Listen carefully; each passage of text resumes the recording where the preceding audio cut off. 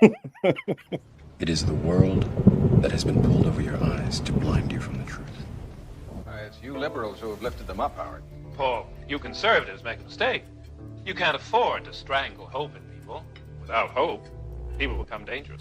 No, Howard. You liberals have let them invade our society. You give them jobs, political jobs. Paul, you missed the point. It's only the smart ones we move up. That makes it even worse. No, we have to move them up. If we leave a smart one in the ghetto, he might develop into a leader against us. But if we raise him up into white society, we neutralize him. It really boils down to our ability to accept. We don't need pessimism. What he means by pessimism is resistance. And that's what COINTELPRO was all about, stopping the resistance. I know you're out there. I can feel you now. I know that you're afraid. You're afraid of us. You're afraid of change. We hide it in plain sight. One of Plato's greatest works was the allegory of the cave. I feel in order to understand the political matrix, we need only to look into this allegory. We first have to open our minds to the possibility everything is not as it seems, that things we've always known to be truth may be lies. For if we can't perceive the lies we've ingested, we can't see the bars on our mental conditioning. For that is how you walk out of the cave and see the political matrix.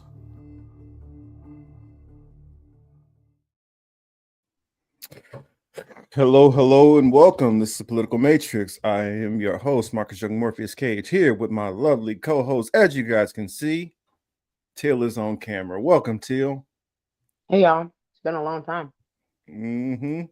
Let's throw some shout outs. I see Miguel in the building. I see Jackie is out there. Blue Sky at David Michael MC. What a long name, but yes, you get all your points out there. Hey, Jackie from the UK. Working on getting your shipment out.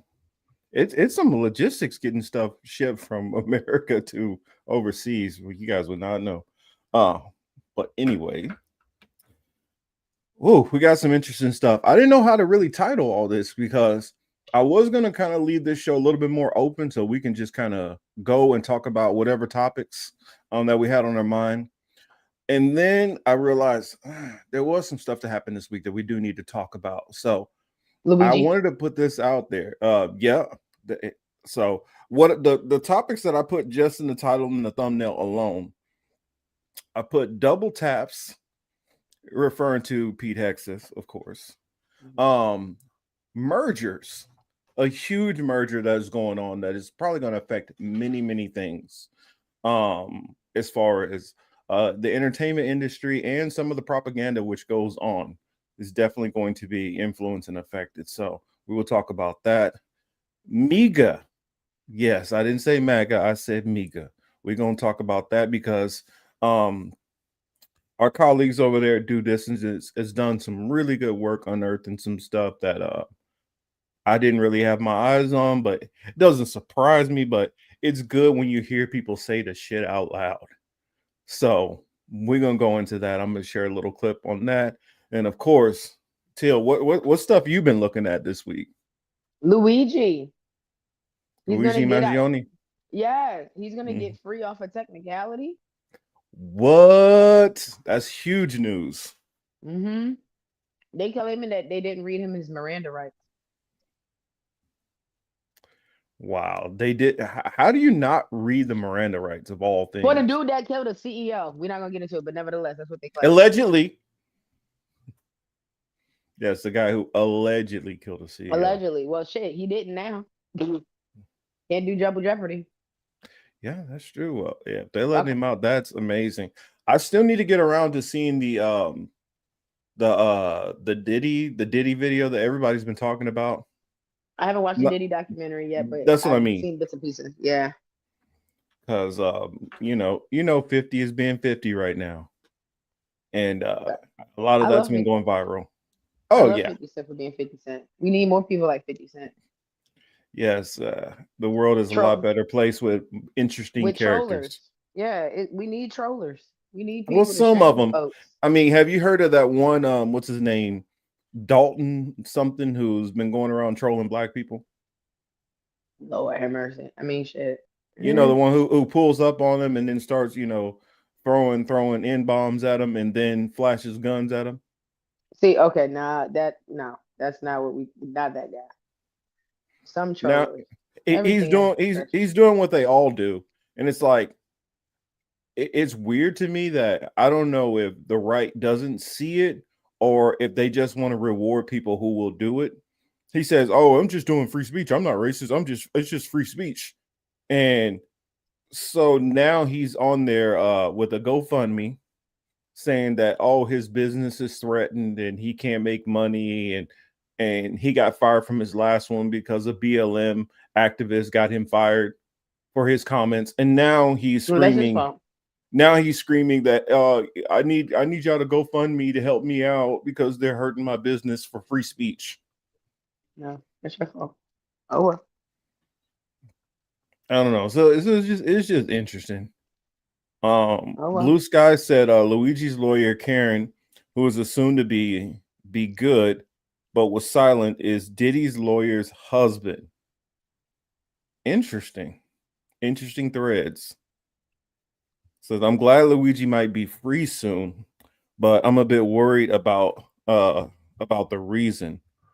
I'd have thought for a case as huge as this, the police would make sure they dotted the I's and cross the T's. Me too. Well, you would think so, but what I'm starting to learn more and more, especially about the American justice system, is you have so many people who have so many different interests involved that they're not always paying attention to the little things.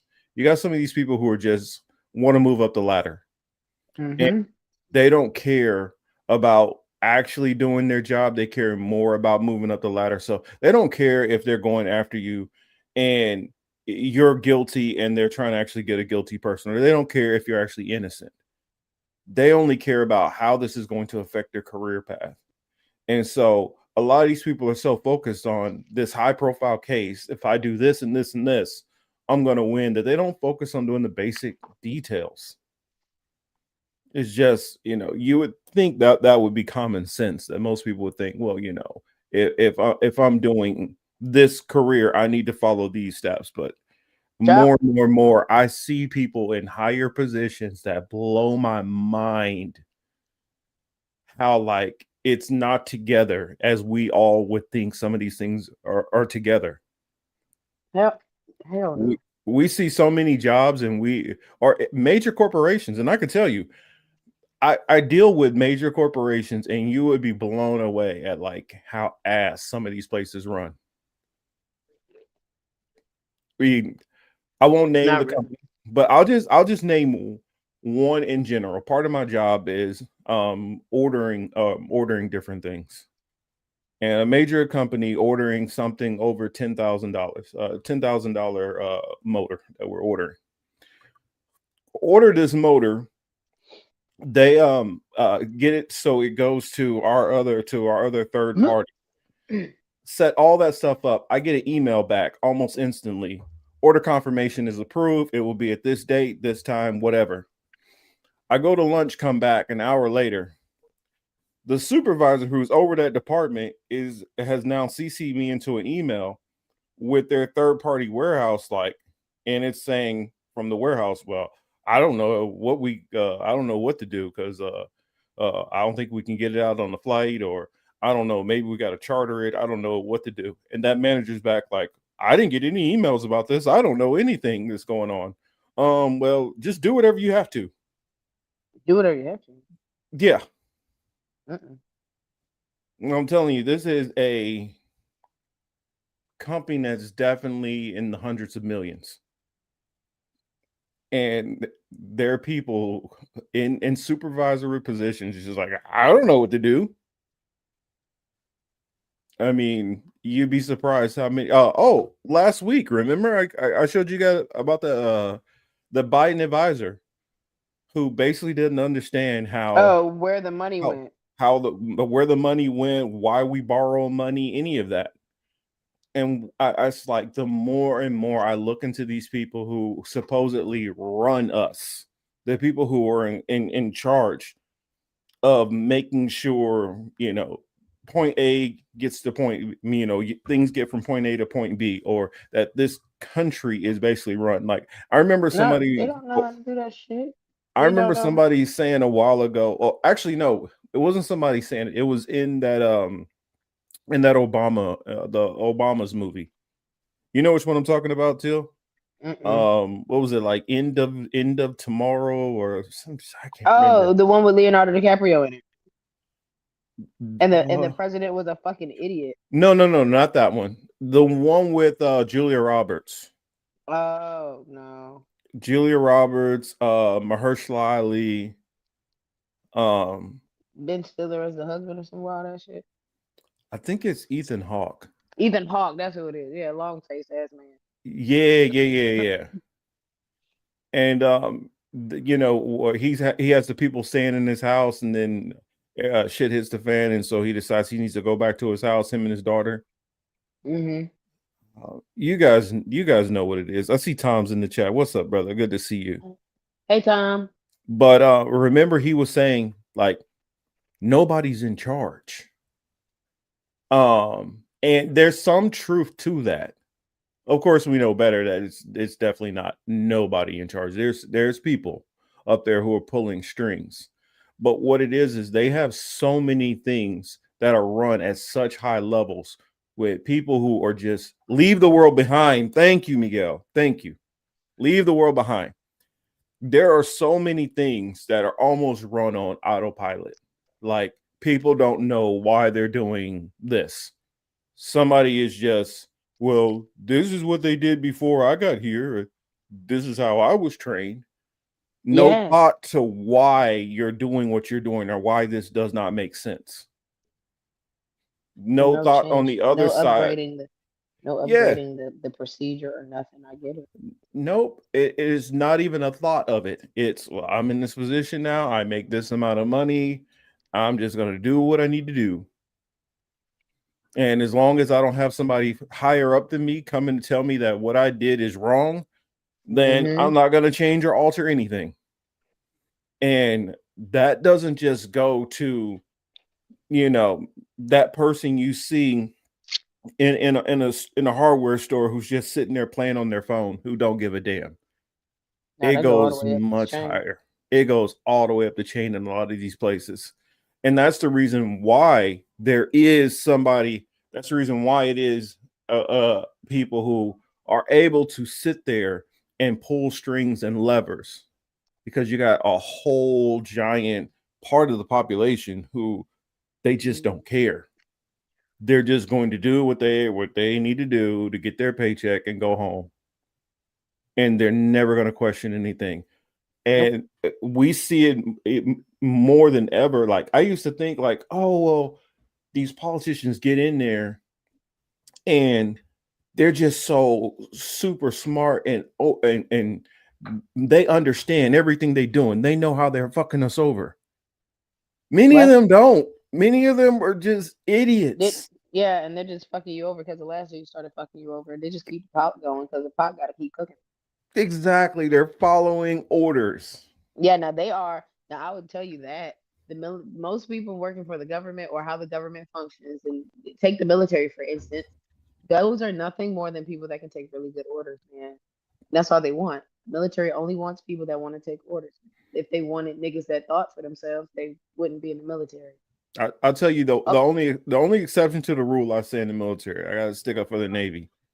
Navy is probably one of the only ones that be questioning stuff, and that's why it's always problems with the Navy. No. I wouldn't even say like off the cuff, like every individual, person per branch will question some things, but I'm stating like more or less like that's what the military is for. That's the you're overall definitely. Overall, exactly. Now, in my opinion, when you look at when you look at where the military sits in reference to our politics or in reference to our government system or whatever have you, y'all on the fucking bottom of the fucking totem pole. You get my drift? Like y'all are important because y'all are the military, y'all are our protection. But in reference to speaking the fuck up, nobody gives a fuck. Go fight. You get what I'm saying? But as a whole, our government is always on some either hurry up and wait or just do what the fuck I told you to do. I think that just do what I told you to do. Just do what I told you to do. Just do what I told you to Mm-hmm. do. And that even goes as high as our president, because whoever's Oh, pulling his strings is definitely on it. Just do what the fuck I told you to do. Look how they did well, Elon. Look how it trickles down. Look how they did Elon. Trump did Elon like that with the Doge thing. He said, "Hey, just do what I told you to fucking do." Then with the helicopter thing earlier this year, with the fucking when Trump was trying to say niggas can't fly planes, and then the plane blew the fuck up, and it wasn't even the nigga flying the plane. What did he tell them air marshal motherfuckers to do? Hey, chill, chill, chill. Just do what I told you to do. mm-hmm. The little white girl that run the secretary thing with the press conferences, the little white girl with the fly ass mouth. What she do? The Oh, same Carolyn Levitt. thing. Yes, Carolyn. They be like, ooh, ooh. They tell her, just do what I told you to do. Did she get in there and tell the reporters, just do what I tell you to do? You see how it trickles? Mm-hmm. It's I all across. I don't know, Till, if you agree or not, but I would actually make an argument. The higher you get up in a lot of these organizations, Hmm. the less you think about anything. It's like the people who really like regular stuff don't click to them, and I feel like the lower you are, you could kind of get away with questioning this and that, but you're not going to get too high if you question anything. Well, that's the And thing. That's the point I'm trying. And that I will agree with that argument, yeah, because I agree with that 110%, because when you are of the lower level and you do get to questioning things, they'll keep you there. You catch my drift? Like, you're not mm-hmm, going nowhere. They're gonna keep you. Okay, you want to ask these questions? We got to keep you over here in the bubble. Remember how we kind of looked at Diddy? He got to mm-hmm, questioning too fucking much, and now look at his ass. Because they mm-hmm. can end your shit quick. But when it comes to like the others, it's it's because you don't think. It's because you allow them to think for you that you've made it this far. Right. This would be a bad time for you to want to change that if you've gotten so far or so high in the mix. Yeah, I remember. I'm trying to remember what his name, a journalist who he was doing a lot of the Russia Ukraine stuff, A and dingo ate my babies in here. Oh, hey baby. yeah. Sorry. Why come why come I can't remember his name? But he passed not too long ago, you know. But he was like, I grew up in the elite society. I mean, not society. Well, I guess society as a community, but not like secret societies or anything. But like he grew up, like I think he went to Harvard or something like that. Um, I keep thinking something with a L. There you go, Gonzalo Lira. Gonzalo was talking about how y'all would be blown away. Like a lot of us have it in our head that like, no, these are very, very smart people that they're just intentionally corrupt. Some of Oh, these people are dumb or yeah. just like they it's not that they don't question because they don't want to tip over, they don't want to rock the boat. They don't question because it's never occurred to them to even think there's a problem. Like these people are so like Tapped completely, out. yeah, that they don't even there's no questioning. They can walk outside and the sky is purple and they're not even going to question. They don't even see that the sky is purple. That's what I'm trying to get across to many people, because I've even seen that within many community groups that, that I guess I straddle multiple different communities, and they'll say, oh, well, they know this and they know this, and this is why they doing this to us. No, they don't know that. They do not. You're giving these people way too much credit. Now, the people who are all the way up at the top, they know. Oh yeah, them niggas talk amongst each other. But that knowledge and information does not drop below a certain level. Like, yeah, you can be a CEO of a company and still be a complete dumbass. And many of these are, because they came out through legacy, they moved straight up, and they've just been promoted up without ever having to think about anything. They come in, they sit there at their little board meetings, they yada yada, this and this, go out sailing on the fucking weekends, and oh, we're gonna go to St. Bart's this weekend, and that's their life. They don't really think about day-to-day business. Most of them don't. Or if they do, it's very surface level. Mm-hmm. Exactly, falling upwards. And we have gotten an impression like you now, don't get me wrong, there are some of them who do consciously know what the hell is going on and know what they're doing. I'll give you a perfect example. Peter Um, Thiel. Peter Thiel. Peter Thiel definitely is a thought leader and knows what's going on. Boris Johnson. That's another one. Mm-hmm. Boris Johnson is even more devious because he pretends to be an idiot. Ain't that He the per UK? Yeah, Mm-hmm. That he dude got some wild pretends to hair. be an idiot, but he is extremely intelligent. Hey, I got a joke though. You ready for this joke? Hmm. Yeah. Why does Boris look like he literally translates as UK Trump? Yeah, yeah. That's exactly Like if who you he's. like if you would have give a caricature of Trump for the UK, it literally would just be that nigga because it'd be Trump with bad teeth and bad Hmm. hair. And that man's wig top be looking extremely crazy. Yeah, he looked like he licked a light socket. I Every mean, time, bro. I know I be talking mess about Candace Owens edges, but man, that man's edges is ridiculous. Boris, get you some hair plugs. Turkey is right around the corner, bro.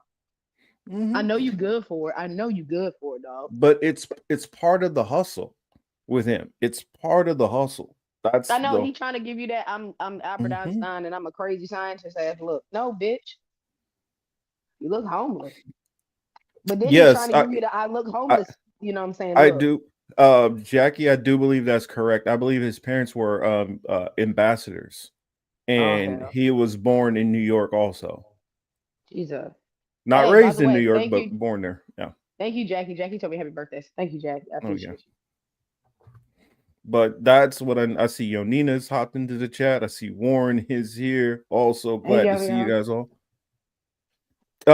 Another thing, yeah, there's been a lot that's been going on with Peter Thiel that I've been kind of following, but it's like some of this stuff would be such a deep dive that I haven't really taken the time to put it together, and I don't really want to put it together if I'm half-assing it, so I just haven't touched on it. But I mean, if the conversation, you know, leaves the opportunity, we will get into it. Heard. Um, but oh, did you see what's going on in India? Nah, what happened? They fighting people? They got a natural disaster. What's going on there? Oh, fighting people would be a good thing. Oh Lord. Compared to what's going on over there. I actually kind of feel bad for him. I really do feel bad for him right now. I don't know if this is intentional, but I just thought it was interesting. Oh, come on. This new way that they do chat on X is annoying. I'm probably going to have to start switching and put my link somewhere else. Because now I can't even see exactly what none of this stuff is. I got to open every single link. And I'm pretty sure I have my autoplay on. Let's see. Is this the one? Oh no, hold on a second.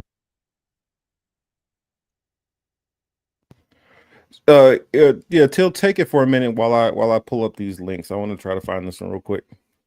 Okay. Boom. We're gonna talk about Luigi. So word on the street is Luigi um is gonna get freed based off a technicality of the police not reading his Miranda rights upon the execution of him being like pretty much found out, right? Now, me personally, I know we rapped about it a little bit, but this is how my stance on it. Me personally, I just find it quite odd that this type of technicality would be the means in which this man gets out. Now, part two, my conspiracy theory brain is at a point of did my man's did my man's cross over? You feel me? Like is he about to be doing work for the government forever? Is my man's a hitman? Or ladies and gentlemen, is he gonna die when he gets out? So, or is he even gonna make it out? Is he gonna die in there? There's four different avenues we can go out when it comes to Luigi as of right now. My brain, just based off of how our government works, um, how people in power like to use their power after the fact, and just some wild ass shit. Because I remember there was this show that came on Adult Swim. Um, it's with old boy that was in Talladega Nights, Shake and Bake or whatever. You know what I'm saying? He did this weird ass show where he just did like a variety John C. show. Riley. Yes, John C. Riley show. Thank you.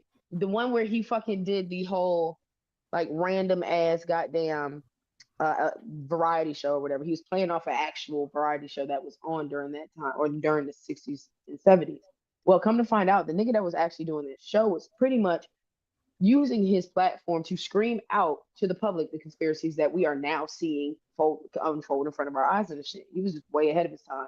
My opinion, he was not. It wasn't so much that he was not right. He was just not right then. He was just not right now. And so I'm listening to what happened to this man, and he was like calling niggas out and telling people, this is all these wild ass things that are happening. The NYPD is dirty, the police is dirty, da da da da. Our government don't give a fuck about us, da da da da. Well, there's this dude, we just gonna call him ricotta cheese, Salvatore Calzone. So Salvatore Calzone happened to be a police officer for the NYPD, and he literally went out his way to fuck with this man. Like he went to his house, beat him up in front of his house, then locked him up. Like he would just berate this man because he kept talking shit. And so one day he said, "Hey, Salvatore Calzone is whooping my ass, and he's a dirty fucking cop." Da, da, da, da, da. Oh, that made them come even harder on this man, tormenting this man until he died, pretty much. Then it comes out after the fact that this same police officer is in fact torturing people and had been torturing people the entire fucking time. So the man was telling the truth. Salvatore Calzone was a horrible fucking person, but he worked for the NYPD. Now let's continue to fast forward. He ends up getting knocked because of these charges, and then gets locked up with Epstein. And he's the last motherfucker that saw Epstein alive. Now I say all that to say this: was this motherfucker an elite hitman? Is he the motherfucker out here doing cleanup jobs? Salvatore Calzone? Is Luigi about to be the next cleanup man? Is Luigi a John Wick and we don't fucking know it?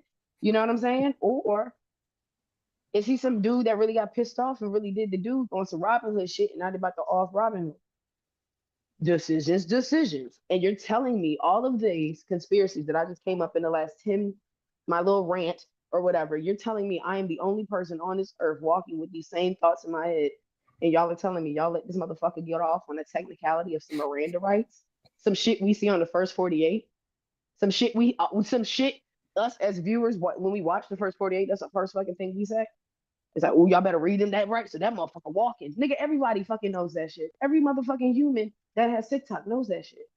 But you telling me these motherfuckers dropped the ball on a pivotal case of a public execution in 2025?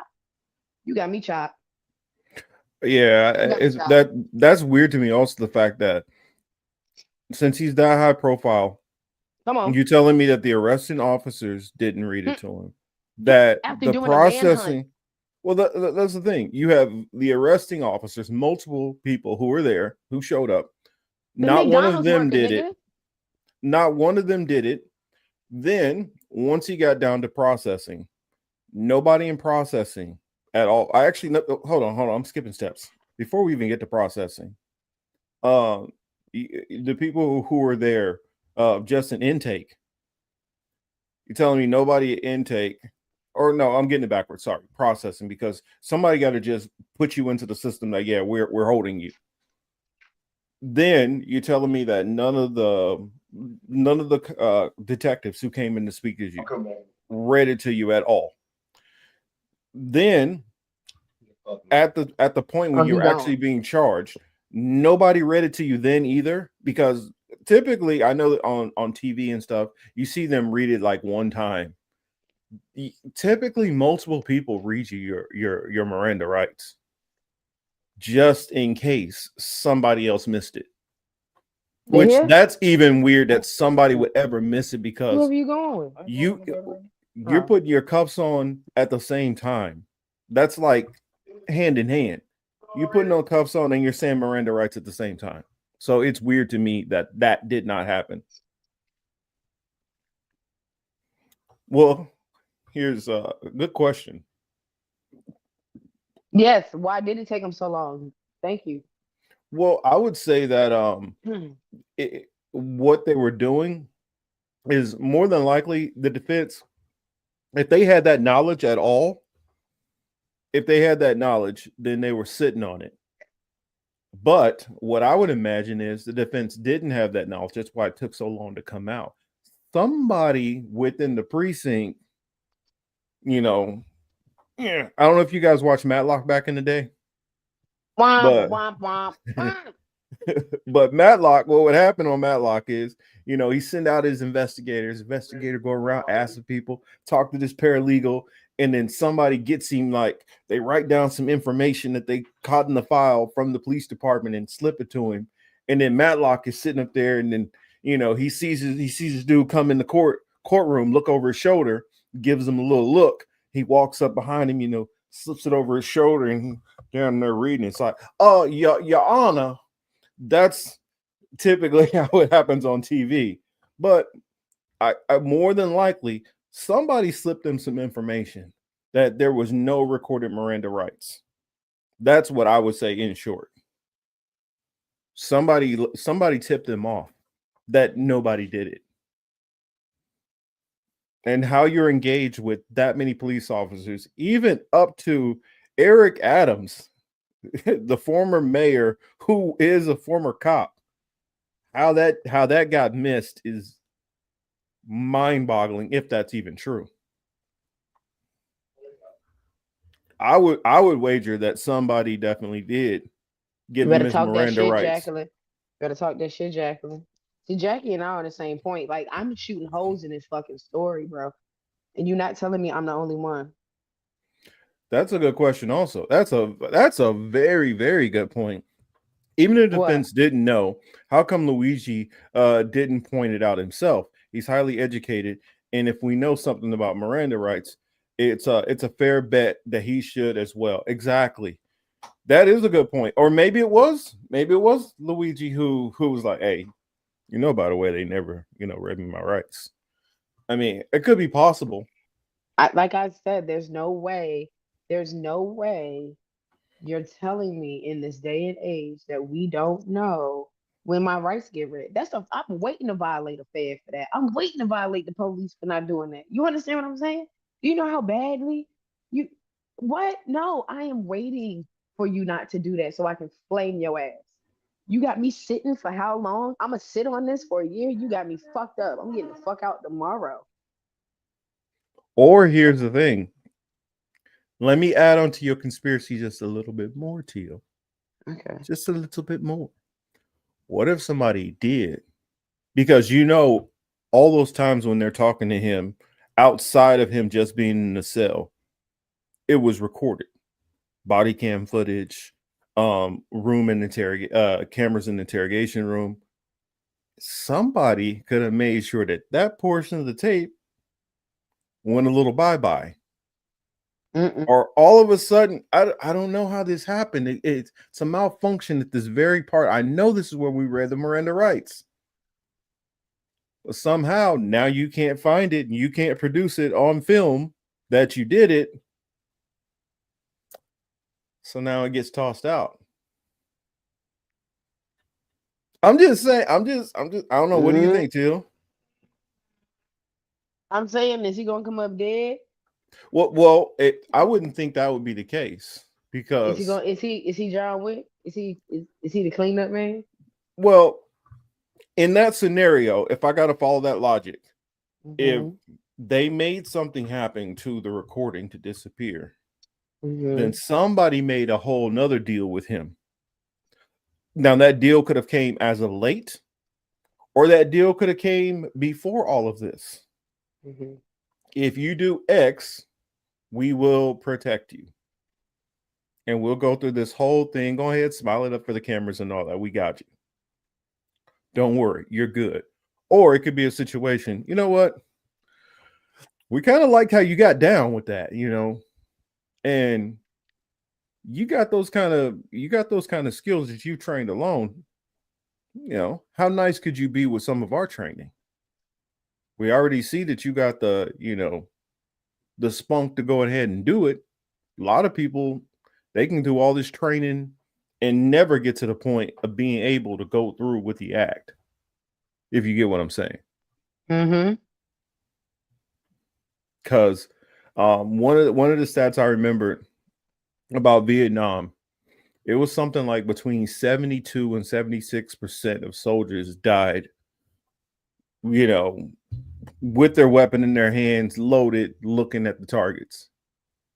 Meaning most of them froze up, even though they had boot camp and this and that and trained. When it came to seeing the whites of another human being's eyes, even in a life or death situation, many of them froze. And so,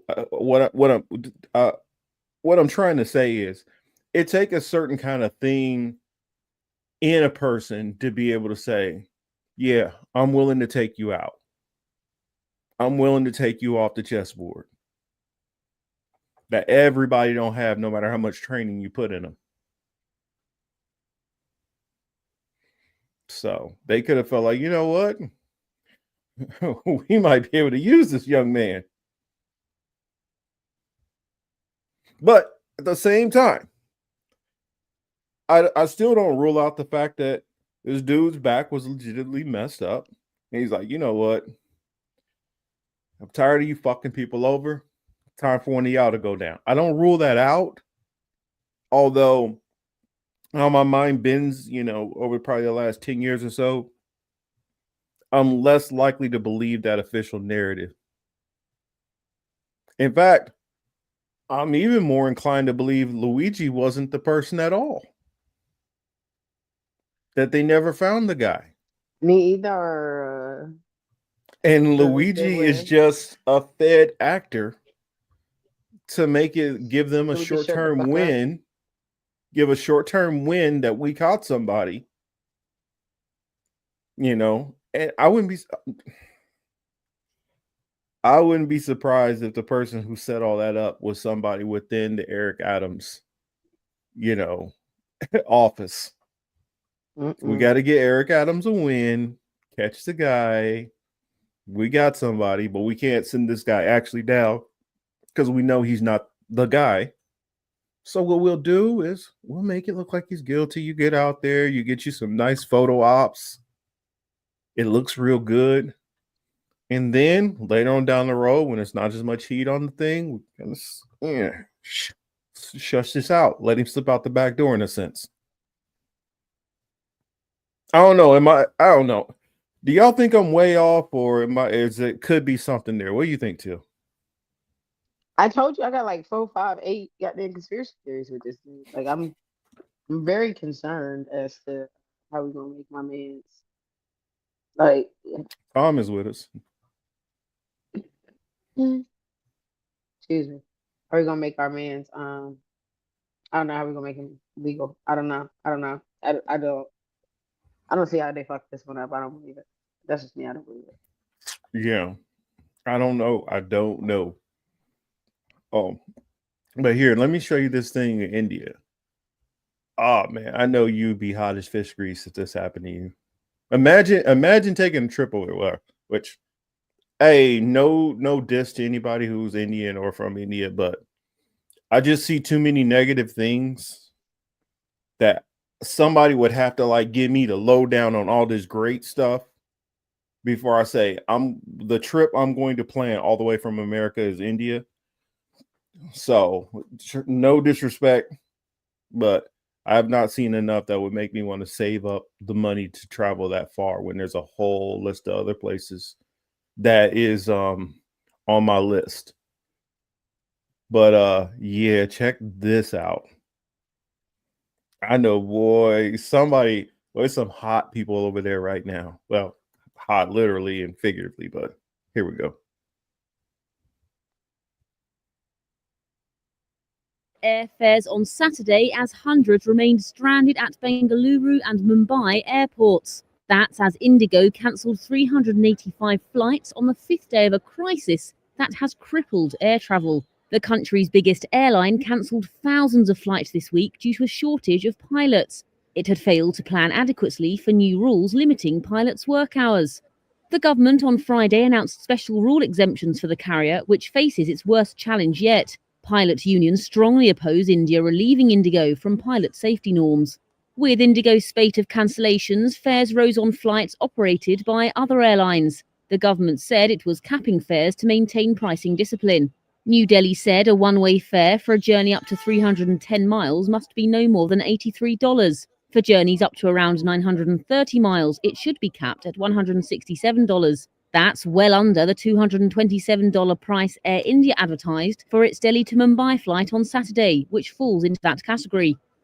Indigo has over 60% market share in the world's most populous country and prioritises punctual performance and lower fares. The airline said it could return to normal operations between December the 10th and 15th.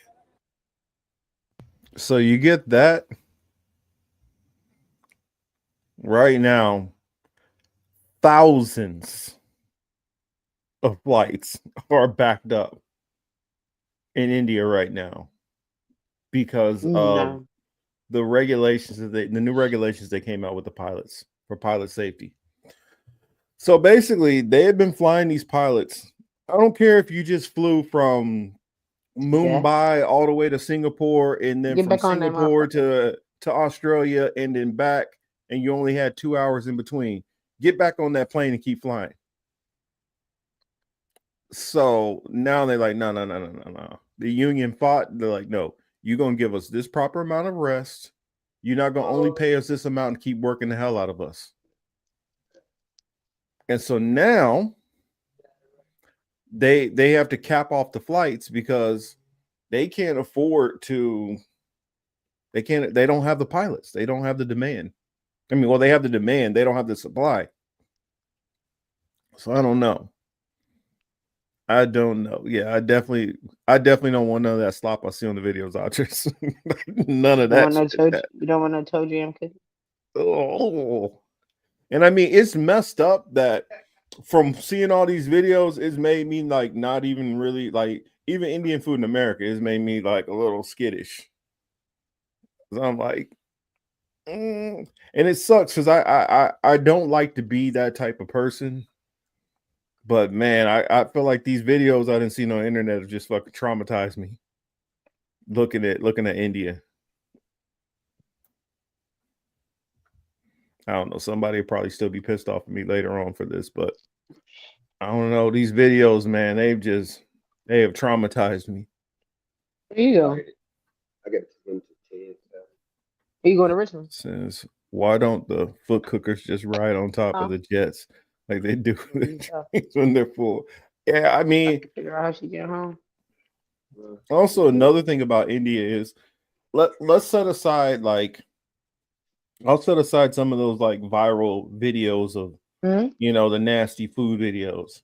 I thought so. Just what I saw with the pollution that's going on in the air over there with the factories, it make me just not want to go into a place that's that horrible to breathe in. I mean, not that I'm saying America is great, but you know what I'm saying.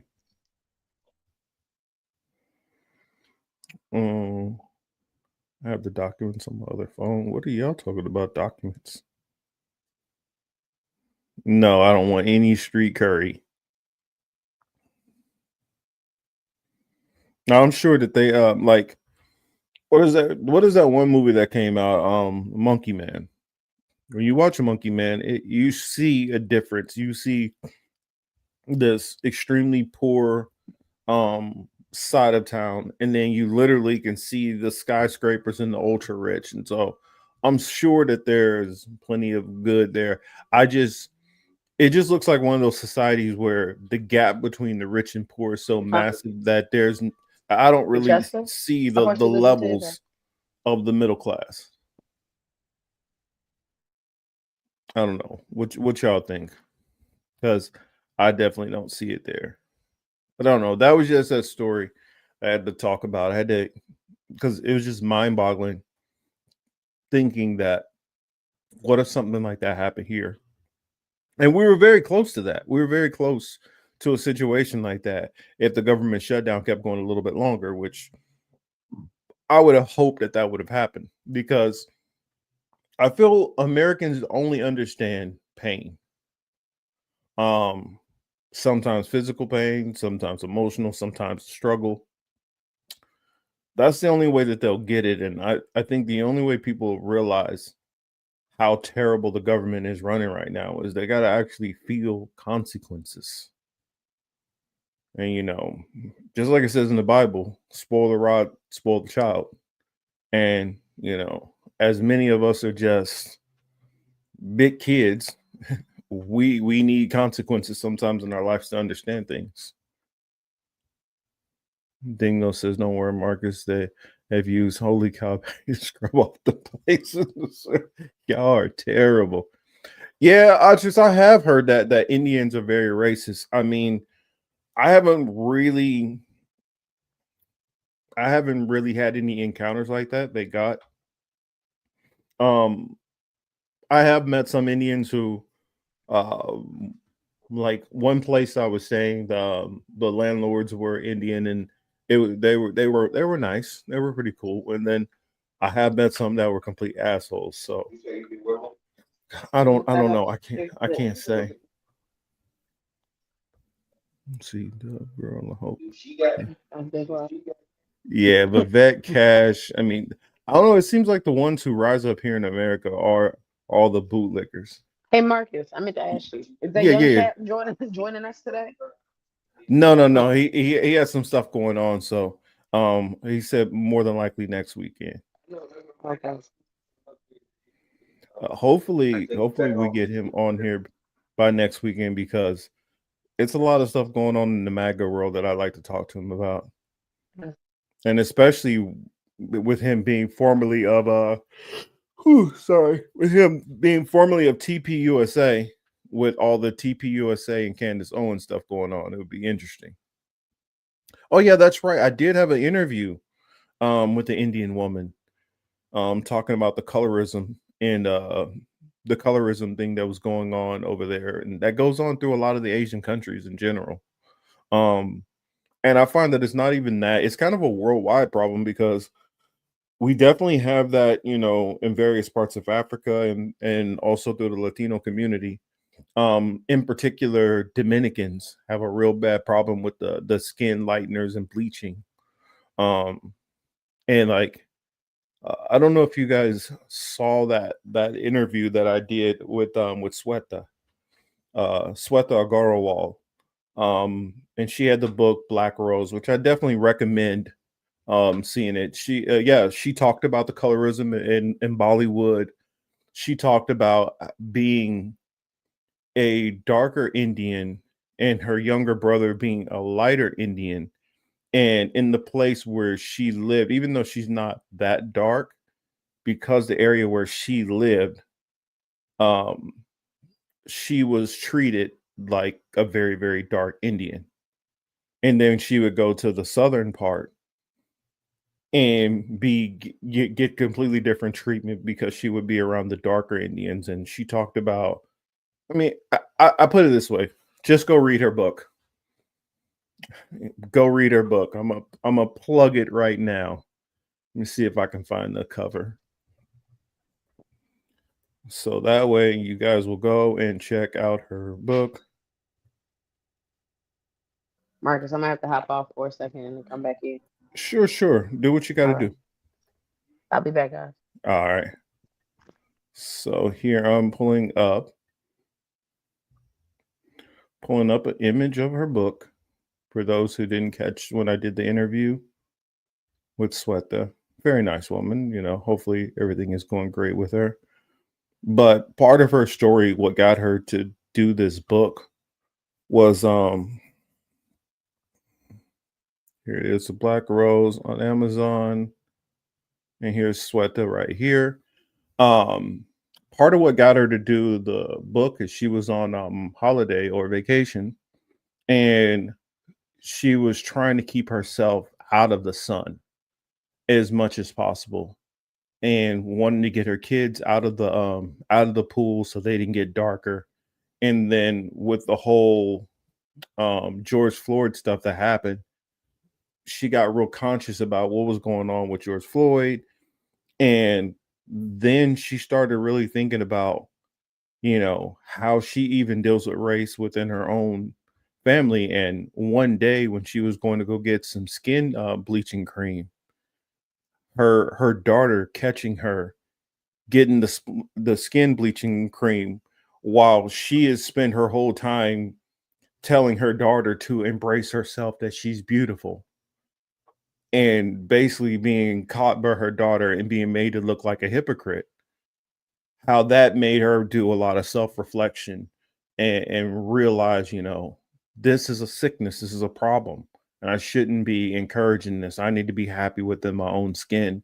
And that's what led to her to write that book and become an activist against colorism, particularly in, of course, in her circles. Of course, you always got to start with home. So particularly within Indian cultures, but more so just in general for all people who are dealing with this colorism thing. So shout out to Sweta. You make sure you guys go check out her book. Um, yes, it is Dingo. It is Teal's birthday, and she is partying like a rock star. And she'll be right back in. So yeah, and they're not safe. They're definitely not safe for you. I mean, when I see Sammy Souza, it breaks my heart to think that that's what you had. That's you had that much self-hatred of your darker skin that you needed to do that. I mean, when you see it's bad in Dominican Republic, it's bad in Jamaica, it's bad in Nigeria. Um, I don't know. I'm one of those people that believe that you have people who are pale, as white as can be skin that's almost like porcelain, that you have beautiful people in that complexion to people who are beautiful in the darkest of darkest browns. And we all need to just be able to embrace our own uniqueness and our own differences and our own beauty within our own culture, within our own self, and not let beauty standards of other communities dictate what's beautiful to us. Be yourself. If Because I guarantee you there's somebody out there who loves the more darker, like I've seen a couple of models lately and they've been showing, these really, really dark complected, beautiful women and how just flawless their skin tone was. And then they were showing that in comparison with the palest of pale white women who are almost the same exact build, very similar facial structure. Is just polar opposites of complexion. And so there's beauty in all of them. We were all made these different shades for a reason. It's beauty in all of it. And so stop feeling embarrassed just because you see, if you're a more lighter complected person and you see all these people tanning and bleaching, tan themselves to get darker and darker and darker. Don't follow that. Don't chase the need to do that. Moisturize, take care of your skin. Don't bleach and burn and yeah, don't do either. Don't bleach yourself to get a much lighter, and don't keep doing all this excessive tanning because that's bad on your skin also. So just love the skin that you're in, please, everybody. That's my little PSA on that. But let me move on to my next story. Where is it at? Let's see. What did I want to hop into next? Hold on that one. Let's get into this one about the Warner Brothers Netflix thing. Can what? What was that? What did I just read? Dingo, if you want to bleach that, then that's fine. Yes, that you can bleach that. You want to bleach the bottom of your feet as you walk around all day long and they're dirty, bleach the hell out of that. Bleach your hands if you do nasty stuff, but damn, Dingo, really? Yeah, that one caught me off guard. But here we go. Oh crap! I just took it off the screen. Hold on a sec. Let me put it back on the screen. And this, I think, is going to be a big deal. I know that this can probably fall up under what would be entertainment news, but I do want to talk about it a little bit because I think this merger in particular is going to be a big deal. It reminds me of the whole Skydance merger, but I think this is going to be more impactful. Let's make it big.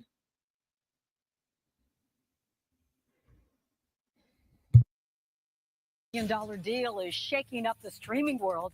Netflix is buying Warner Brothers Discovery. The proposed mega deal could transform Hollywood. Welcome to the Fox 11 News. I'm Laura Diaz, in for Christine Devine.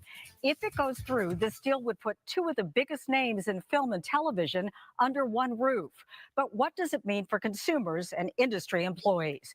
Fox 11's Christina Gonzalez is outside the Warner Brothers studio in Burbank to explain what this means to the consumer. Christina. Well, it depends on who you ask. The owners, the CEOs of both companies are saying it's going to be wonderful. The people walking out of Warner Brothers here are saying off camera, when was the last time you saw one of these mergers mean more money for more people and more jobs? And there's a lot of concern. Here, take a look. This is just seismic shift of unbelievable proportion. The executive director of TV for Variety reacting to Netflix's $72 billion acquisition of Warner Brothers, including its film, TV studios, and HBO platforms. Fear is a tool. But when that light hits the sky. Does that mean Batman or Harry Potter will be streaming on Netflix anytime soon? Not necessarily. And you probably will be paying more if they do. These consolidations are rarely good for consumers, and I don't see much in terms of how consumers will benefit from this. But the real question is, what does this mean for Hollywood and for workers here? But there is concern in Washington. Democratic Congressmember Pramila Jayapal, co-chair of the House Monopoly Busters Caucus, posting on X, it would mean more price hikes, ads, and cookie cutter content, less creative control for artists, and lower pay for workers. On the other side, Republican U.S. Senator Mike Lee, who leads the Senate's Antitrust Committee, saying the merger, quote, should send alarm to antitrust enforcers around the world. Indeed, Netflix subscriber base would jump to 420 million, dwarfing even Disney by a lot. And past history does seem to show. We saw this year with Paramount Skydance merger, so many jobs were lost as companies were consolidated and pink slips were handed out. And that's why today a lot of people in Hollywood are very concerned about this deal and what it's going to mean ultimately for this business, which is already in crisis. But the stock for Warner Brothers already up by more than 6%. Think about it. 72 billion turns into 82 billion if you factor in all the perks and the prices of the stock. But is it a done deal? No, not by far. A lot of regulatory oversight is going to go into this thing. So don't expect anything to happen real soon. And Paramount is making noises about trying for an even better bid from them. So we'll have to see what happens. I'm Christina Gonzalez, live in Burbank, back in the studio. Well, Christina, it sounds great for the shareholders, but what about the everyman? When we talk about consumers, we see that the streaming costs seem to be going up, up, up. When have you seen one of these things turn into lower streaming costs or lower anything costs? And that's what people say. It's about streamlining. It's about cutting the costs so that they can do what they do. So they can promise a lot, and we'll have to see what happens. Like I said, it'd be nice to see Batman on Netflix. I just wouldn't want to pay more for it. I think I'm echoing a lot of people, but we'll have to see. All right, Christina Gonzalez, thank you so much for that live report. Yeah, I think you probably already do have Batman on Netflix. Maybe not at the moment, but it does hop on there from time to time. Let's see. Yeah, you caught that too, Dingle, right? Let's see. Warn a brother. Yes, please. That's what I'm trying my best to do, to warn a brother as much as possible. Let's see. So I'm trying to read through some of you guys' comments. Comments, sorry. Oh dear, the price of Netflix subscriptions will probably go up. Without doubt, if this happens, it's going up. That's one thing you can definitely count on. But there's always pros and cons to everything, right? So let me get the pros out of the way first. The pros that I think would happen is I think that you would have better quality of Netflix films that are made. So when Netflix are making their films, I think you will get I think that you will get better improvement in some of the story writing, which already Netflix already does some pretty decent stuff that I've saw. Um but you're going to have a lot of people within those industries start to lose their jobs. I also think that this is going to be a way where they can circumvent around the whole AI thing. I think that with some of the agreements that they have through the studios, it's going to make it harder for them to push a lot of the AI stuff that they want to do. Netflix doesn't already have those arrangements. And so I wonder how those contracts completely hold up when they start going into those different things. I already saw one movie that they have. It's I think it's a Tom Hardy movie that's on Netflix. The whole thing is basically like AI, and it's not well done. I mean, I can tell that it's AI. I mean, maybe if they didn't go so overkill on certain things, like there's some of the gunfight scenes where you're it's just unrealistic to say the least. It's unrealistic, and so when it's so over the top unrealistic, it's easy to start seeing some of the fakeness. Some of the car chase scenes look ridiculous. Even when you're looking at, okay, well, what city is this supposed to be? This looks like this could be one place, and they have that with I think 2 or 3 movies I've noticed on Netflix, as far as action movies, where it looks like it could be New York, but it looks like it could be LA, and it looks like it can be kind of, Miami at the same time, or the Bay Area. It looks like it's a combination of an amalgam of multiple cities. And so to a global audience who's not necessarily as familiar with the US, probably wouldn't catch it. Um, but for people who lived in some of these cities, you can kind of tell, like, wait a minute. All this doesn't fit together so seamlessly like that. Um, the movie that I'll point to where you notice it the most recently, that Anthony Hopkins movie. Um, in the parking areas, it's very reminiscent of something that you would see in New York. But when you go into some of the scenes when they're driving around the city, it's very reminiscent of being in certain parts of California. Um, and so it gives you a vibe that they're blending multiple cities into one. The same with that Tom Hardy movie, Havoc.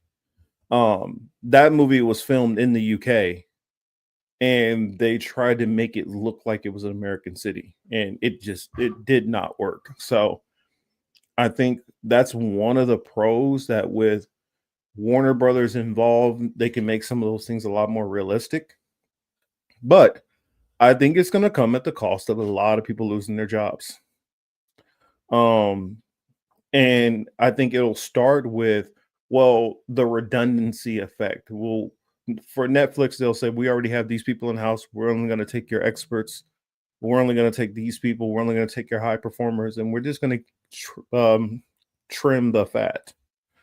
Which typically what that leads to is probably about 50% of the executive team, they go, which I don't have as much problem with the executives. It's the average people who are working, the people who live out here in California, who go to the Warner Brothers lot and work there every day. In which I went on a Warner Brothers tour, had a great time, and there's a lot of people who would be working there who would probably lose their jobs, which are just average people. Because just because you work for Warner Brothers doesn't mean that you're a star. Sometimes you're just the person who literally does the lot tours, who's making probably about, you know, $15 an hour, $15 an hour, well, maybe a little bit more. Let's say $17, $18 an hour. $17, $18 an hour in LA is not much. It's literally the equivalent of being in some of these Midwest cities and making $10 an hour. So it's going to hurt a lot of like people who probably got 2 or 3 roommates who are struggling to get by. another thing is where I really think the focus is once it gets more with the whole Skydance Paramount merger and this merger, as they get more and more streamlined, it's going to get to a situation where if they want to have more CIA and more DoD interference into these movie projects and start changing scripts and doing more of that, it's going to get more heavy-handed, the propaganda that we're going to start seeing in these movies.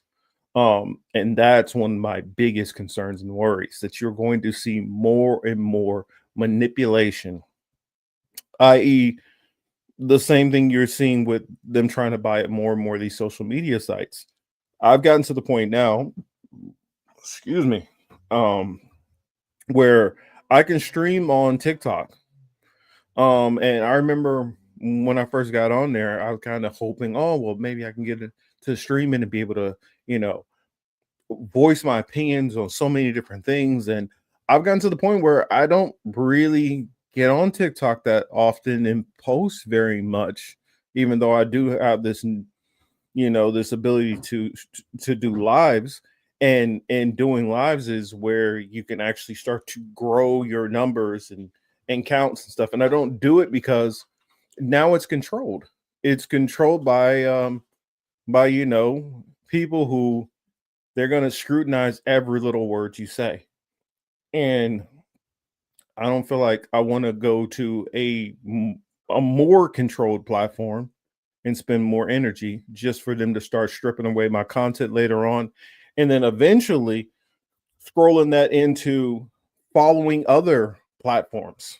Because let me get this one video up and show you what's happened with another content creator, because it's believed that a lot of his stuff that he was doing on TikTok led to him being affected on other platforms. And so let me switch off to that. Actually, let me check the comments real quick, see what you guys are saying before I move on to anything else. Let's see. Jackie says, me and my daughter are going halves on the Netflix subscription so we can watch the final season of Stranger Things. After that is adios. I was wondering, I don't know, I've been kind of thinking about it. People talk about Stranger Things a lot, so I don't know, maybe I'll binge through it and check it out. Maverick approach is a good idea. That, let's see. Marcus, you look great today. Thanks. Yeah, I trimmed up my beard a little bit so I don't look as crazy. Got my lighting finally to a good degree, and I think we worked out the kinks with the internet, so hopefully all that runs smoother and we don't have a lot of the problems that we were having before. Jackie says, I thought I saw an AI Sleeping Beauty film being advertised on the side of a bus, but it turns out it was a advert for a Christmas panto being shown at the local theater. Oh, okay. Yeah. And then Yanina says the CIA already controls Hollywood. It's true. But what's going to happen is the thing about it is they influence Hollywood. The CIA doesn't have the time to really focus on all the things that go on in Hollywood because there's so many different projects that are going on between the various different studios. It's just too much for them to be able to focus that much energy on it at all times. But as you start to streamline it and you have less and less companies that are going on, it gets a lot easier to monitor, and it'll start to bottleneck more and more of these projects. So when you have less people deciding on projects, it really puts a chokehold on what kind of projects come out. And so I worry about more individual new kind of films like we saw with Sinners, but Woman in the Yard, let's see, what was one that I saw a couple of years back that I really liked? I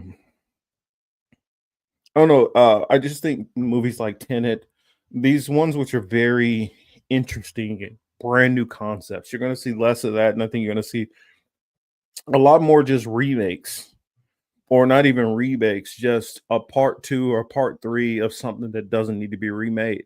We were just watching the Longest Yard remake not that long ago, and I was thinking while watching this, like, please God, don't remake this movie. The first one was pretty good. Story wise, I mean, the football part is a little cheesy the way it was filmed. Um, but the story was really good in the first one. The second one, the story was good, and the updated, modernized changes really worked. I'm like, "Ah, don't revamp it again." Some of these things just come up with new ideas and let it go. Okay, Archer says, "Is Sisu movie? Sisu is a good movie. LOL. Saw part two during Thanksgiving. I don't know. I haven't seen part two. I saw the first one kind of on a fluke. It was just on Netflix, and I just like checked it out. Say Stranger Things is loosely based on the Montauk Project. I don't know much about that, but it's interesting. I don't know. I keep hearing a lot of people say that I need to watch it, so I may go ahead and watch it. I think it's in its final season now, so I might check it out. There's a lot of stuff that's on my list, but with work, I just don't have a whole lot of time to really keep up with a lot, especially with keeping up with the different stories that are going on and trying to, watch a little entertainment. Montauk. Talk? I don't know. Whatever. You guys knew what I'm saying. But I was talking about going to these different platforms and being censored more. And that's what I think this is, when you start streamlining down, where, like the Skydance and Paramount merger, you have this merger, I guarantee you'll have, like, who knows, another one, Sony will merge with Fox or something. I mean, as you start to have more and more and more of these, it starts to become to the same situation that we had, especially here in the States with our local broadcast networks. When they keep going down and keep condensing and condensing and condensing, that's when you start having that you guys know about what is it? Dang, I used to keep that clip handy. I can't remember what was it. Is it Cox Media? I can't remember. I think it's Cox, where they put together that clip of all of these different, news stations basically across the country, you know, reciting almost the same thing. Maybe they changed it a word or two here or deliver it a little bit differently, but they're all basically saying the same thing. Is because it's all getting broadcasted out from this parent company. Well, after a while, as you start to see Sinclair, thank you, Sinclair. When you see that start to happen in the movie industry, there's going to be certain things where it's just going to become, that's the fact of the matter. Yes, Uncle Warren plays it. Yes, often. Um, you have I'm trying to remember, what is that called? You'll have you'll have more and more of these just concerted messages. So, say for instance, you had a film. Let's take it back to, say, the early 2000s. Not even that far ago. You might have had a film that was about Egypt, and it's going to be cast this way and kind of portrayed in this way and tell a story this way. And then you're going to have another one that's going to be put on, like, done through, let's say, what, BBC or something, and they're going to do it this way, and the casting will be this way, and it'll look this way. And then you'll do another one that one will be through TriStar Pictures. I don't know, is TriStar Pictures still around? Well, whatever. You guys get the metaphor what I'm saying. They'll all be talking about the same time period, the same place, same empire, but it may have differing facts this thing might be different on this one, and which one is really true. And it forces you to say, okay, this is a movie. Let me go and just double check the historical record and find out what's true or what's not. Oh, what's going to start happening eventually is when these movies are all telling a movie that's of historical context and they're all having the same narrative, less people are going to question if this is the official narrative. And do I need to go check this out? And this is just Hollywood putting out something. And so that's why I say that propaganda that's going to start going in there and start influencing people of this is the truth of the matter, because there's so many people who believe so many things that are not true historically because Hollywood has given them the impression of what really happened. So, I mean, it's like, for instance, if you think of a lot of, I'll go into slave movies, for instance, a lot of these movies that talk about slavery, and they might show a plantation here or there. A lot of times they don't make a big influence on, I mean, not big influence, but they don't make it, I guess, well distinguished where this plantation is, what time period. Sometimes you might have to like pay attention real close to the very beginning of the movie, and it might say 1637, Jamestown. It might say that. It may not, but it'll say it that one time, and that's it. Either you got the context or you didn't get the context, and so it blurs a lot of these. Whereas slavery in America was different from place to place, plantation to plantation. You had some where on that plantation you had this person who would technically be the equivalent of a doctor, for that time period, who was experimenting on their female slaves in all kind of crazy different ways, which that is a true factual thing that happened. And then you'd have some where they were doing, nonstop to the women, and that was all they used the women for. You had another one where they put them out there in the sun, hot temperatures, hard labor, but they didn't do any of the other, the experimentation or the sexual assault. It was just, I'm just going to work you to the bone. Then you had other plantations, depending on where you were at, that had a whole different way of doing things. For instance, some of the slaves that were in the parishes down in like Louisiana and stuff like that were actually flown all the way to Paris for education. So it's very different than what was going on in, say, Georgia, or even not that far away into Mississippi. And you factor in the cotton, indigo, different things like that were picked here. And you factor into the Caribbean, where it was, sugarcane, which is very brutal and hard work. And then you get where, say, the movie's put together, they're showing this face of it because it's not,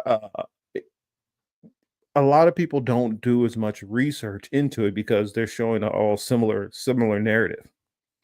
But if you were showing, well, this happened at this one, this kind of happened at that plantation, this happened at this plantation, it makes you start to wonder, well, what's the story? Because I see a conflict between these two things. These don't match up. How do I reconcile the differences between the two? And then you start to understand that in all of these different slave states, in different plantations, there were different ways that things went about. And so you can have the benevolent slave master who in his mind thought that he was a good person. Well, I don't beat my slaves. I just work them hard, and I just follow the rules and I don't overly beat them. And so you get this narrative, which that is the mentality of the Daughters of the Confederacy and people like that, and the PragerUs of the world, who try to portray it as this benevolent slavery.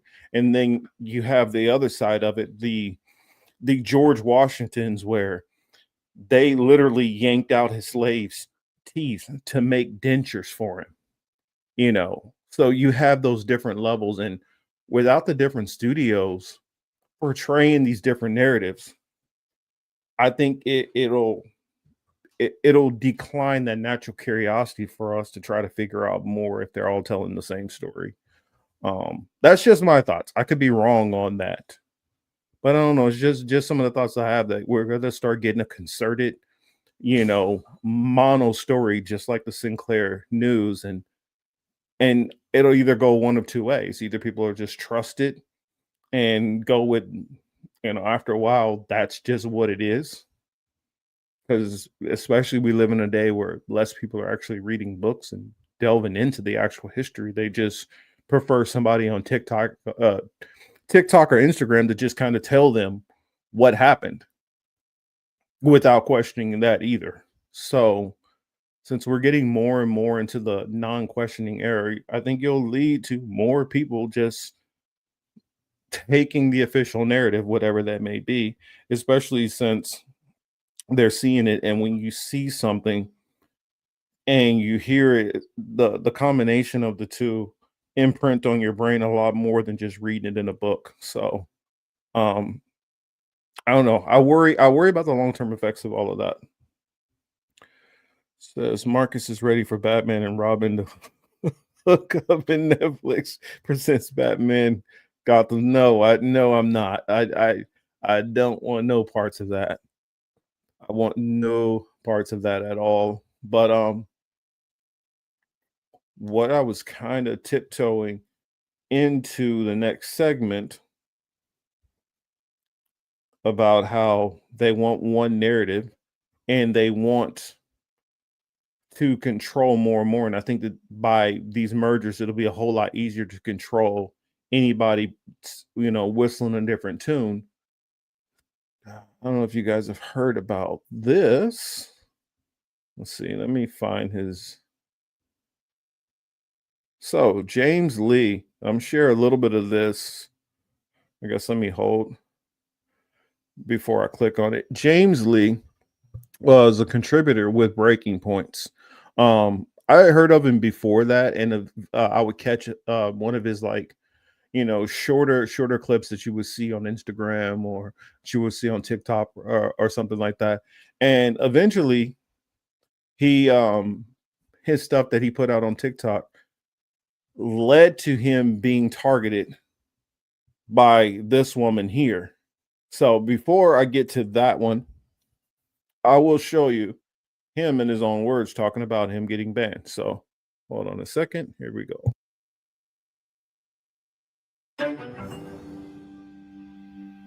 There's a famous saying, all tyrannies rule through fraud and force. But once the fraud is exposed, then they must rely exclusively on force. And because my entire platform is literally dedicated to exposing fraud, it is maybe not a surprise that the powers that be are laying the hammer down on me right now pretty hard, seemingly all at once, and I could definitely use some of your support. So I'll start here. A few weeks ago, the pro-Israel Stop Anti-Semitism advocacy group named me. And so this is something that he brought up already that I wanted to jump in and notice. The fact that he said the powers that be are all cracking down on him all at once shows a concerted effort. And if they're all holding all of these things with more and more of these consolidations, with more and more of these mergers, it makes it easier to control speech. And therefore, this is a perfect example of them trying to curtail and control speech more and more and say, and start setting the boundaries, i.e.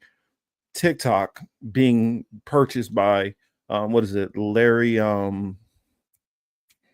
you guys can help me out with it. The guy from, what is it, Larry Ellison from Oracle. But let's let James continue.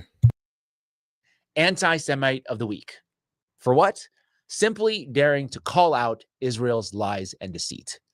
And this is what they're citing as anti-Semitism. Me saying that, quote, Israel is a parasite to the world, and that their survival depends on deception, bribery, manipulation, and coercion, and that the truth threatens its very existence, which is all just factually true. There is a reason why they have a multi-million-dollar annual Hasbro budget for this exact specific purpose. They also evidently did not like that I called out the fact that the state of Israel was literally founded by Zionist terrorists and that they quite literally invented terrorism itself. Also just factually true. Just Google the King David Hotel 1946 and you will know exactly what I'm talking about. They also say that it's somehow wrong to argue that the ADL's, in my opinion, bastardized version or definition of anti-Semitism is not actually about protecting Jewish people, but is instead about protecting Israel from accountability. So I guess trying to protect Jews is bad.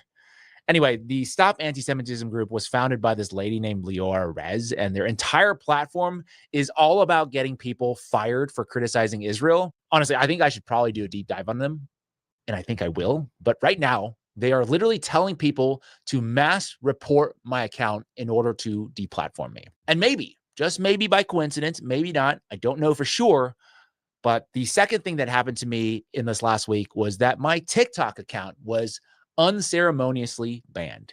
For what specifically? I have no idea, because honestly, I haven't even been posting there very much because they were censoring me anyway, and I really couldn't post anything. People should know, if you don't know already, that the new owner of TikTok, billionaire Larry Ellison, is the largest private donor to the IDF. Okay. And that the head of their content moderation is this lady named Erica Mendel, who is a former IDF soldier. But China is really the big problem, right? They were stealing your data. So the solution for that. And not only is that lady Erica Mendel, formerly IDF, she was part of the Hasbro division.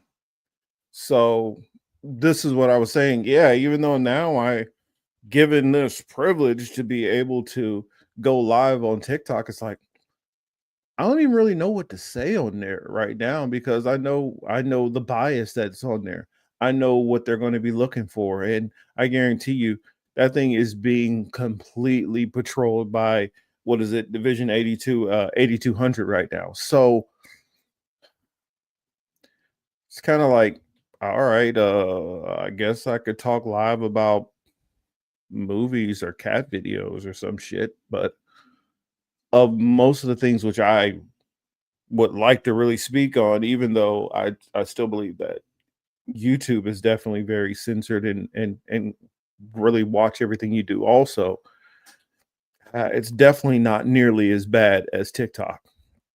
I mean, X, yeah, you could say whatever you want on there, but who really wants to play around in that cesspool of white supremacy that Elon is creating over there? I mean, even if it's just a bunch of bots who are just doing it to make money off of it, it's just so toxic. I hate even getting on that site these days. I hop on there for a couple of minutes, go straight to DMs, right back and forth to certain people, maybe repost one thing or so, and then hop right back off. It's no point anyway, because even if I do post stuff, you get no engagement unless you pay for it on there. So I think that the business model for a X or Twitter is kind of eventually going to run itself into the ground, because it just doesn't make any sense the way it's being run, unless hopefully he passes it off to somebody else and it can become, the electronic town space for everybody else to go back and talk politics. But right now it's just a place for right-wing MAGA and white supremacists. So I guess they throw a little bit of sports in there to balance it off. They throw black people pointing out racists, and then a lot of women showing their glow ups, and then fucking, I guess, porn. That's all the thing has become now. But sorry. Anyway, I got on a tangent, went off. Let me let James continue. Is, of course, to turn around and hand it over to Israel. That is totally what America First is all about. Anyway, and then you have the hat trick. Number 3, you guys remember last week when I talked about how Breaking Points decided not to air my interview with Elijah Schaffer, who is being sued currently by Kash Patel's girlfriend, Alexis Wilkins. Well, yesterday, their producer sent me an email notifying me that my relationship with them will end, quote unquote, effective immediately. The reason they cited is that they're, quote unquote, looking ahead to 2026 and making some changes in content, and felt that my submissions did not align with their new direction. I'm not exactly sure what that means, but my gut feeling is that they probably felt that I was free speeching just a little too hard for their liking. And that is that.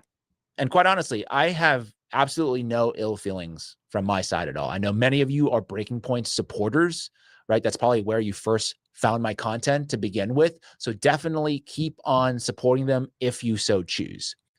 Now, that being said, it is clear that I am under attack right now. It's funny. Who was that said corporate points? Yes, they I don't think they could have proved that there were more corporate points than by releasing James after that and not wanting to share that. I already know that they got some pushback and some heat, because when you're in the partnership program, you're able to talk back and forth to some kind of representative. So I guarantee you somebody was like, or they were just that scared on their own that they were like, oh, well, let's just we'll talk a little bit about Israel, but we're not going to rock the boat too much, so we'll shut our damn mouths. But yeah, it definitely that definitely proves that they're definitely as corporate as could be, all about the money. Game.film, what's up, my brother? Glad to see you in here. Let's see, we're going in a different direction. Yeah, from the truth. It's like we're gonna try to find our way to tiptoe through, and talk about what's acceptable to complain about Israel. Because basically what they're doing is they're like, yo, so this is the front line of people who are criticizing Israel. They're right here on the front line. And what we're going to do is we're going to go right about here. So we're criticizing, but we're not going to push all the way up to that line so that they can be picked off. And then once they start picking off all these people and start getting closer, then we'll start shutting our mouths more and more. That's what I think is happening with them. But I still check out them and other people, just kind of hear what's been going on. Since they have such a big budget and so many different people, they are able to at least bring up a bunch of different stories. So it's interesting in that respect. But one thing you got to always remember: do not trust these people. Do not take their understanding and analysis either to be, that solid. Always do, and just like you would do with independent media, make sure you go and anything that you heard that was talked about, especially if it caught your attention, go back and research that. Go talk about that. Write down this name. This person came on and said blah blah blah blah blah. Well, who was that person? Who do they work for? Like, what is their background? What are their biases? Because everybody has biases. What is it? Let's figure this out before I just go on ahead and start regurgitating and running off at the mouth some shit that somebody else said that I never even vetted. But James, I like him because he's been a real one on this, and he's been constantly pushing back. So I'll end that one, but I kind of want to show you guys the other one that he was talking about. So when he said to stop anti-Semitism has been going after him, this is the person who's behind it. And when he started going through and doing some digging and research behind some of the stuff that's been going on between this organization, you know what? I'll let him tell you. I'm beginning to think that there's... Stop Anti-Semitism has named Miss Rachel a top 10 finalist for this year's Anti-Semite of the Year award, which unfortunately your boy did not make the list. Anyway, let's take a look at the heinous and dangerous rhetoric Miss Rachel has been spewing to the world. Let's go back to sleep, Rahaf. We're so tired. See the bunny sleeping till it's nearly noon. Shall we wake them with a merry tune? They're so Yep. Sounds so dangerous, right? Sounds so dangerous, but let's skip through that.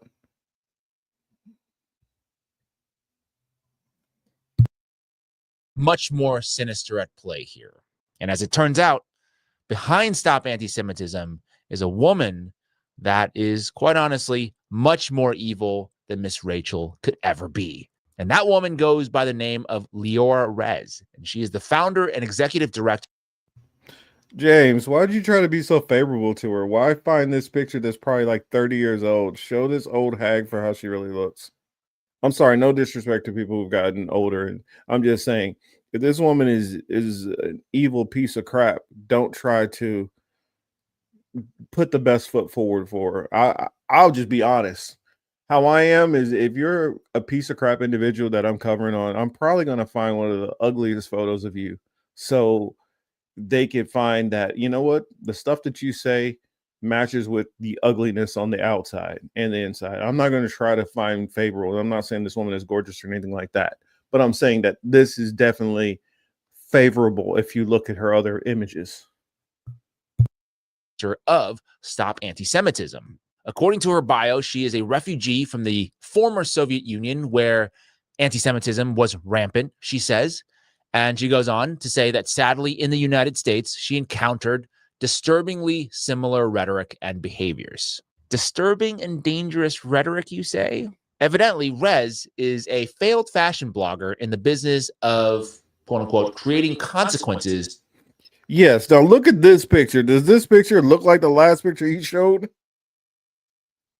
This looks like a woman who's living a hard life. Well, let's let it continue. While desperate to avoid them herself, they say. Last year, she allegedly used fake addresses in empty buildings to try and avoid a defamation lawsuit. Let's take a listen to what happened there. There has been some deep dives into stopantisemitism.com. One of the defamation suits that they have faced had to do with the fact that they literally defamed a young hockey player at a school who, did something bad. He vandalized and did graffiti. But Stop Anti-Semitism wanted to take it a step further and claim that he was doing graffiti of swastikas, which wasn't true. In fact, rabbis at the school came out and defended this individual who we don't know the identity of. This person is a minor, but they also allowed him to apologize for the graffiti at the school during Shabbat, knowing that people weren't going to have their phones on them and they couldn't record it and then out him and just. I got to admit some more of my pettiness. Even though Anna is 100% right about what's happening and in the story, something about nails on the chalkboard having to listen to this from Anna Kasparian. I can't stand TYT. Well, I put it. Let me take that back. I don't mind. I like Dr. Rashard Ritchie. I like the guy that does the TYT sports. Hearing from them, but anytime I see Jank and Anna, I just want to start banging my head into a wall. I'm sorry. Story his life. My point is, antisemitism.com defamed him, claimed that he spray painted swastikas. That was not the case. In fact, rabbis came to his defense and debunked that. The student then filed a defamation lawsuit, and it's impossible to sue the woman who's behind this account because she uses fake building addresses and things like that to evade defamation lawsuits. Wow, talk about hypocrisy, right? Rules for thee, but not for me. So you know what we have to do today. We're, of course, going to expose her. You come after Miss Rachel, and I will come after you. Context is that there's a group called Stop Anti-Semitism that is accusing Miss Rachel of having transformed her platform into a, quote, amplifier of Hamas propaganda. This is the post that they're citing as anti-Semitic, which the message here is. Yeah, I wanted to share this. It says, although Anna Kasparian has been doing some good work, she says she's scared to talk to Black people in a low-key manner. I don't think it's low-key. I think it's high-key. She probably don't like Black people in general. Probably don't like a lot of people. She was one of the people who were leading the push against, we need to get these homeless people just out of here. And this is also the same woman who was giving all kind of credit and props to Madeleine Albright, and it was like, no, that's not good. The same woman who was like, Margaret Thatcher was, so it's like, no. When you'll give props to some of the most horrible people who are out there and say it's your honor to talk to them and stuff, and no, she seems like, honestly, Anna seems like that typical caricature of that liberal suburban woman who, I want to help the blacks, but I don't really want them near me.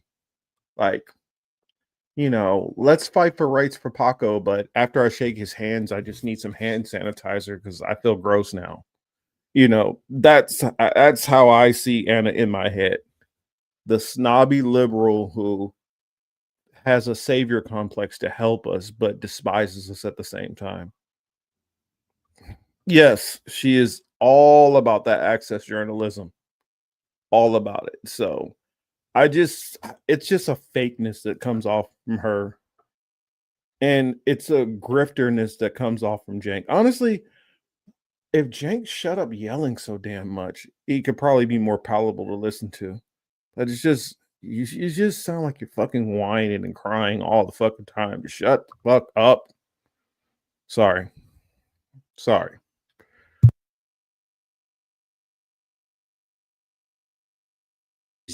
Basically, stop bombing babies. I mean, we are beyond parody at this point. They're also calling on Attorney General Pam Bondi to investigate Miss Rachel for being a foreign asset or whatever. Once again, just unhinged. But let's turn the table here, shall we, and find out who exactly is funding Stop Anti-Semitism. This next part actually took me a little while because they've actually done a pretty good job of hiding who is behind that group, as they're not a 501c3 nonprofit, meaning they don't have to file any paperwork with the IRS. On their Wikipedia page, it just says that they are a privately funded American advocacy group focused on combating anti-Semitism by exposing individuals perceived by the group as anti-Semitic. Lot of quotation mark usage on my part, I know. The group was founded by this lady named Leora Rez, who is a refugee from the former Soviet Union. Remember her name? We'll get back to her in a second. There's also this article from the Washington Post that reports that the Milstein Family Foundation lists Stop Anti-Semitism as a supported organization on their website. And Adam Milstein is Israeli, served in the IDF, and then moved to America in 1981. But yeah, that's kind of all that's been reported about this organization. That's all we knew up until now. Remember when I said Stop Anti-Semitism doesn't file any paperwork with the IRS? Well, I did a bunch more digging and I found this fundraising campaign for Stop Anti-Semitism. And if we scroll to the bottom here, you'll see an organization called the Morona Leadership Foundation. That is their fiscal sponsor. And as you can see here, it is a 501c3 public charity. So I pulled up the 990 for the Morona Leadership Foundation. And lo and behold, listed as their top officer, Leora Rez. Same lady as before. And their top funder is an organization called the Impact Forum Foundation, which is a, quote, exclusive pro-Israel network of philanthropists to fight anti-Semitism, strengthen the state of Israel, and advance the U.S.-Israel alliance, a super American agenda. Scroll down a little bit more, and we find out that the Morona Family Foundation is tied to a bunch of other NGOs, which I'll read off for you, just a few of these for your sampling, such as the Central Fund of Israel, Israel 21C, the PFE Israel Endowment Fund, Students Supporting Israel, Talk Israel. Like, what the heck is going on here? But yeah, let's investigate Miss Rachel, who teaches kids hide and seek because she might be funded by Qatar.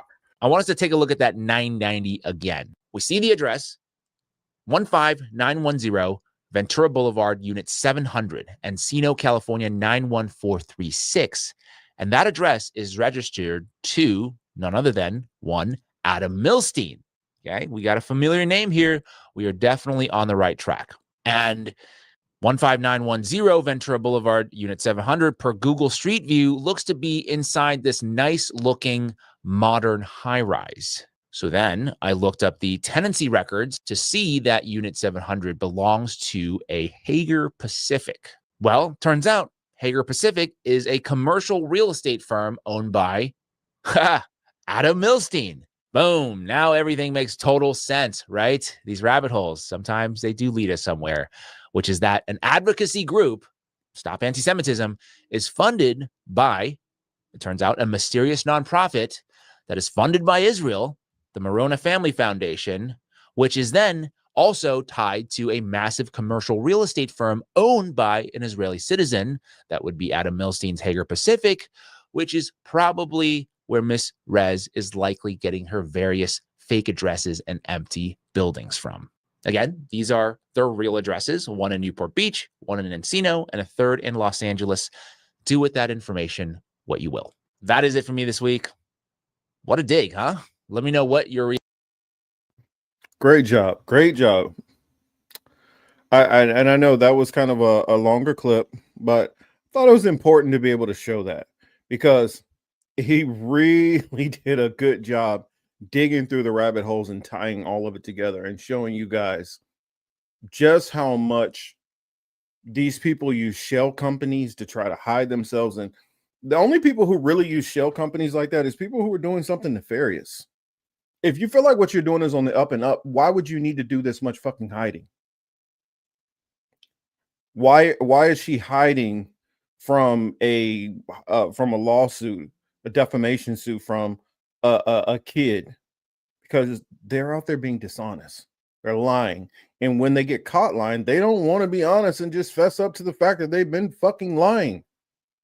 Or let's say, for instance, let's say you weren't lying. Let's say you got misinformation. Then stand up and own up that you got misinformation. But this is why people don't trust these organizations like Stop Anti-Semitism. Because they can never admit they're fucking wrong. Where does that sound familiar? Does that not sound like Israel and the IDF? These motherfuckers will never admit fault on any fucking thing. You got to drag the truth out of them. And then when they sit there and they try to tie Zionism and Israel to all Jewish people, when you do that as a whole, what you do is when you lie like this, you make it seem like all of the Jewish people are all liars like this. And this is how you create anti-Semitism, not stop it. So what was the dude's point? Oh, the point what he was showing, Thomas, welcome in. The point that he was showing is that who this lady was backed up by.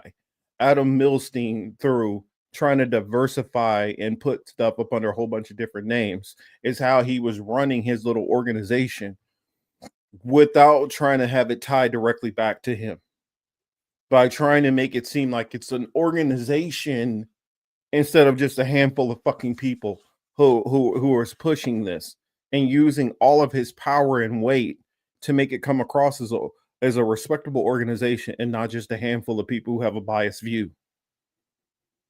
Because honestly, this is what a lot of this boils down to. This is why TikTok is owned by Larry Ellison.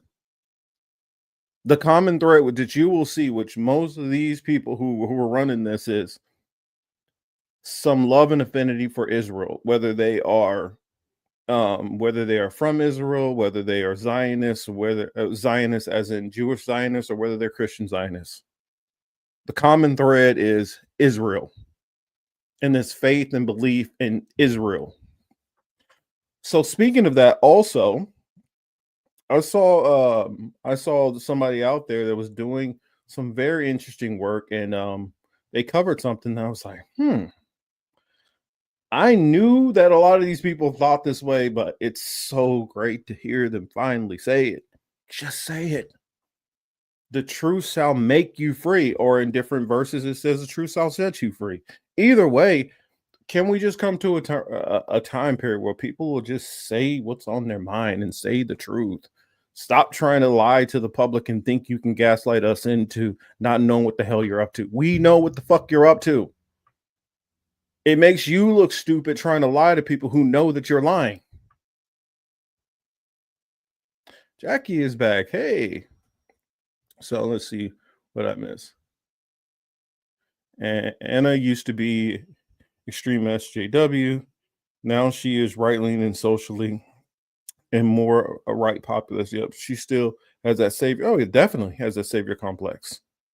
So I wanted to get on to this next one that I'll show that dovetails on to that last part, because what do we just see with the whole Larry Ellison's, this whatever horrid woman who was running this stop anti-Semitism and this Mills thing. In fact, if you think about something at the same time, there's also another kind of thing going on. I think, what was it, for CBS, where they're trying to move in what is that little troll? Barry Weiss.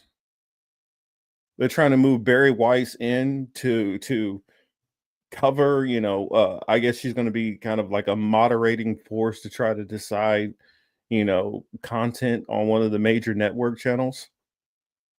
I'm telling you, if you start noticing, and it's part of me, this is a little surreal hearing things which I've noticed and kind of felt I had to keep kind of secretly and be careful and tiptoe on how I said things or whatever, to see only a handful of years later, literally everybody around me is all saying the same thing.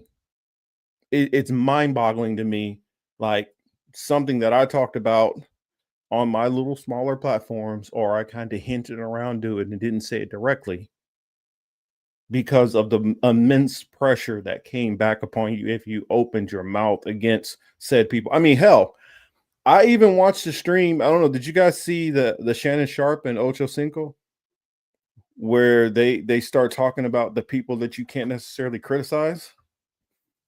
I don't know. What I'll do is I'll pull it up after this clip that I'm going to share. So to cue it up, Due Dissidence had a pretty good, interesting topic. It's called "Zionists Trash America, Urge Jews to Flee for Israel" at New York at NYC event. So I'm definitely not going to play the whole thing of this, but I do want to show some of it, and make sure you guys show them some love going over there, to Due Dissidence, and subscribe if you're not subscribed. Check it out. They do some good content. Of course, I don't agree with everything they say, just like I don't agree with everybody, but make sure you guys check them out. They do some good work. To the Israel Hayom conference. Wow. Yeah, this was pretty mask off. It's amazing that they're still speaking this way, and it's a result of the fact that they've been able to speak this way for so long without anyone asking any questions and without getting any scrutiny. Now there's scrutiny, but they don't get that. Says Prem Thacker, Hillary Clinton will speak at an event for Israel Hayom, Israel's most read newspaper, run by Israeli-American billionaire and Trump donor Miriam Adelson. She'll join John Fetterman, Eric Adams, Trump UN ambassador Mike Waltz, Biden official Amos Hochstein, and Israeli officials. That is quite a concert there. That is the concert lineup from hell. So yeah, lots of freaks, lots of weirdos. Amos Hochstein and the J Street Band. Yeah, music. Yeah, exactly. But Martin Scorsese's doing the documentary version. Yeah. The Last Schmaltz, they're calling this one. The Last Schmaltz, yeah. Just your regular reminder of how the empire really works. This from Phantom Pain. In NYC today, Miriam Adelson opens the Israel Hayom Summit with Shalom, New York. Is it still kosher to say that in the Big Apple? Yeah, nah, they're driving us out with torches here. Torches, I tells you. And who's front row clapping like a trained seal? Hillary Clinton. This is the same Miriam Adelson whose late husband Sheldon bankrolled Trump's 2016. I gotta stop this and address something in the chat. I thought this was very interesting. This person here says, Jews and blacks should get along better than anyone. We're both hated. We're both hated for different reasons. Black people are hated for a lot of the propaganda that's put out by who? Black people don't own these telecommunications. Black people don't own a lot of these movie studios. Black people don't control the same music which they put out or the radio stations. There's been somebody who's been sitting there with black people all of this time who have been siphoning and milking off the black community. So it has not been some kind of mutual thing which black people and Jewish people have went through together. If I've been overcharging somebody for something and they have a problem with me, then I should understand, okay, some people are going to be pissed off at me. I have fucked over people. But this is where some of the problem comes in with some Jewish people. Not all. There are elements within the Jewish community who fuck over masses of people. And yet the rest of the Jewish community, many of them, can't understand why people would have any problem with any of these people. This, when you can't acknowledge that that's what's going on, it's what leads to people being pissed off at all of you. I don't get why none of this stuff computes, and it's just common sense. It's just common sense. It's just like, are there criminal elements within the black community? Yes, I understand that. So if I was to just try to defend all black people as a whole, then I look like a fucking idiot. The same as you do when you just try to defend all Jews when you act like none of your people are doing nothing wrong. You act like none of your and not none of your people. You have handfuls of your people who have immense amount of power. We don't have. You can take one Jewish person who's up in a higher position who has way more power than every black person on this fucking planet. So you can't try to put us in the same boat like we're in the same boat together. We are not in the same boat together, not even close. So don't play this "we should be together" shit. If you guys were helping build us up and helping us get to a higher state, then I can say, okay, well, maybe, yeah. But you're not. You're not. You're not on our team. You have not cared about trying to help us as a community. So don't play that game. Sorry, I just had to hop over and say that. And then this whole stop blaming Jews for everything is for, I don't give a damn about what feels old to you. I do not give a damn. Realities are realities. If I walk into a place and everybody there is Chinese who owns it, or at least 70% of the people are Chinese that own it, it's not weird for me to say that, damn, the Chinese own this. When you look at the NBA and you see that they have a heavily black population who are in the NBA, it's not weird to say that blacks dominate the NBA. Hell, you literally got books of Jewish people saying we own Hollywood. And yet y'all try to turn that around to, see, that's anti-Semitism. In fact, I hate the fucking term anti-Semitism because it's a bullshit term. You could say anti-Jewish, that's more accurate, but there's a whole lot of people who are Semites who are not Jewish. In fact, there's a lot of so-called Semites who are fucking over a whole lot of Semites right now over there in Gaza. So don't play this anti-Semitism game with me. I know what these words actually mean. So Jeffrey, don't come in this chat and try to play these fucking games. Not over here.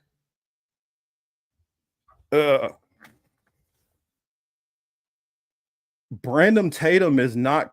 Brandon Tatum is Brandon Tatum. Brandon Tatum is what we consider one of the biggest raccoons in our community. He is a disgrace in the black community. So Brandon Tatum carries no weight. And he's very successful because he happily gets on and shits on other black people. And when you know that there is a huge, huge market of hatred for black people, there's a market for black people who get on here and shit on other black people. So that doesn't impress me. I could do that fucking tomorrow if I wanted to. But I have something called integrity. Brandon Tatum, Kundis Owens, they don't have any integrity. They care about the dollar. That's it. And they will say any fucking thing they can to get the dollar.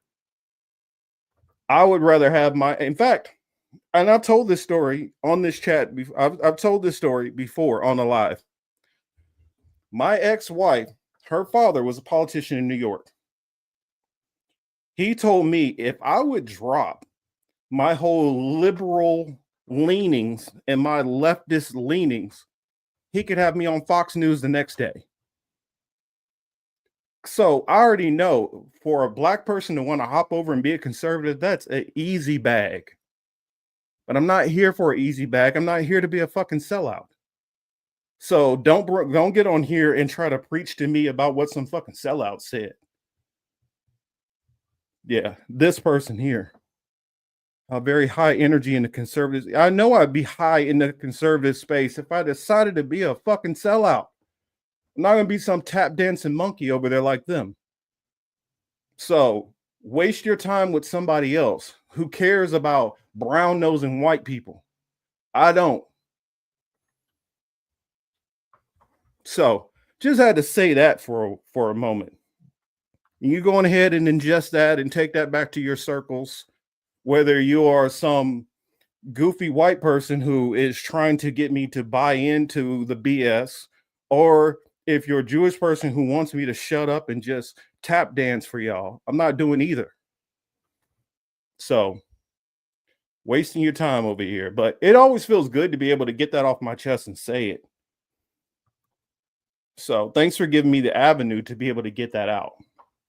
But let me skip ahead to what he was saying in here. Or I guess I'll finish this, and I think it's to that point. So hold on. When specifically to secure policies that served a foreign state, and yet Hillary still shows up smiling, nodding, performing loyalty. See, these people are supposed to be such enemies. To be such enemies. The way it fell in the news cycle, we never got to it, but you saw that at the funeral. You saw that at the funeral just now, where they're all Kamala, everybody, they're all buddy, no problems. Left, right, doesn't matter. There's Dick Cheney. We're all supposed to hate Dick Cheney. Rachel Maddow. Ruling class conspires to make a foreign country great at the expense of America's people. You just saw it on stage in Manhattan. Should give this guy a job writing for our Substack, man. That was pretty good. All right, so here's Mike Waltz, our ambassador to the UN, making like Papa Bear and showing how quick he hops to the tune of Ms. Miriam Adelson. Great honor to have you here on the stage. On behalf of myself and the entire team of Israel Hayom, it's a great honor again to have you here. I think if I speak for many of us here, if Dr. Adelson reaches out, then we figure out a way to get here. Great. We figure out a way to get here. So here she is in her declaration that New York is no longer safe to say shalom in. And shalom, shalom New York. Is the shalom the right say in New York? Shalom? Ambassador Waltz, Rabbi Berman, is it still kosher to say that in the Big Apple? I hope it is. Shalom is internal and universal. It is the peace that we wish upon others when we meet or part ways. You'd think you'd spend billions of dollars bribing politicians and learn how to speak English a little better. She can barely speak English. She looks like I'm sorry. Miriam Adelson looks like a character out of a Rob Zombie movie. Tell me that is not a Rob Zombie. That's like the Firefly gang, like the Devil's Rejects. Yeah, exactly. If he were to do an all Jewish remake of that movie, call it the Devil's Paralegals, she would be the Sherry Moon zombie character. She would be the female character. She looks exactly like she stepped off a Rob Zombie movie set. Yeah. She's that was hella funny. But let me skip it ahead a little bit because there's this one part that he was saying towards the end where Russell is talking about some of his trips that he's been taking, because he's been traveling a little bit through Asia. And he like something that I didn't even know was going on.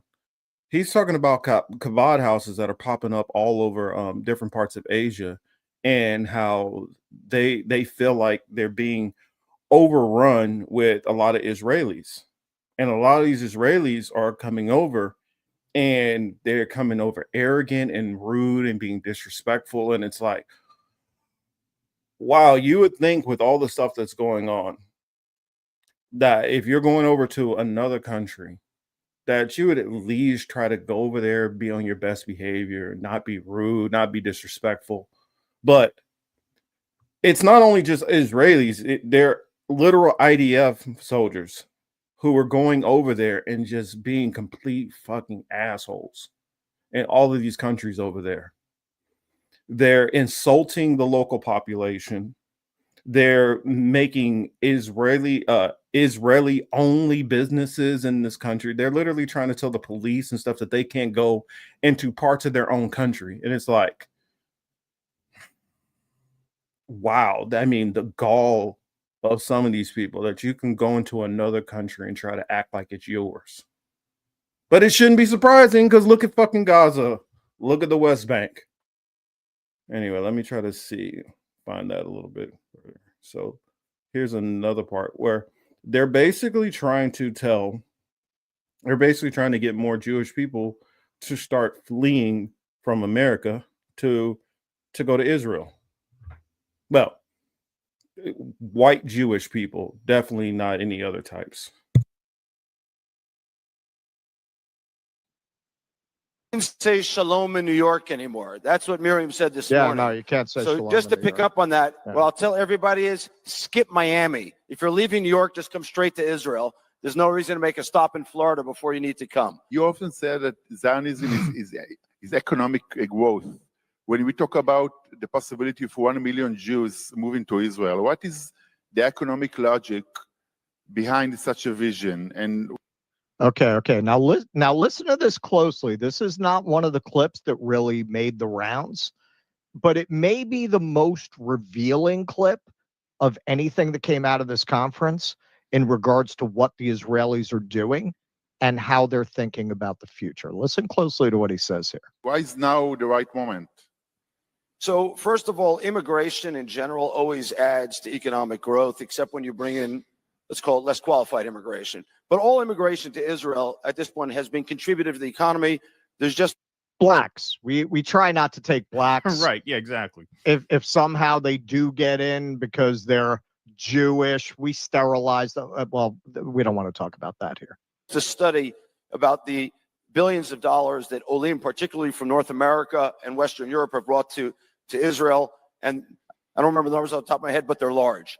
But the Israeli economy is going to go through a transformation now. It's not only going to be high-tech led. We're going to build a finance sector in Israel. That's the first thing that's going to happen. There's new tax laws and regulatory relaxation that's going to happen. And you're going to see, beginning already in Q1, hedge funds get set up in Israel, so we can become another capital of finance. I'll Here it argue comes. we will beat London within a short decade as a second capital of finance. We hope so. It's going to be New York as a gateway to America, Hong Kong a gateway to China, Dubai a gateway to Southeast Asia, and Israel as a gateway to other parts of the world. But I'll add something else. I think the other thing going on right now is IMEC. And we have here in the audience, Daria, wait, raise your hand. Daria Pishavar, her father and I, Shervin, wrote an article together about how there will be peace between Israel and Iran. As President Trump said, they will join the Abraham Accords. And Noor Pahlavi is here. Her Excellency, thank you for joining us.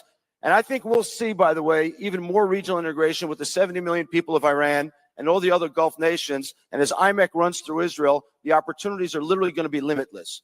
And so we will, over the next decade, build this $1 trillion economy. And you can decide. Yeah, that is after you've cooed off their leaders and then put in your puppets. That's when you'll get that done. Sorry, I had to add a little context for him. Because over here, we read through the fucking bullshit. Stay here in New York in a declining empire, or you can come to Israel, which is part of the rising middle of the world, which is moving south and east. Oh, wow. That's what I encourage you to do. We are. I did it. Okay.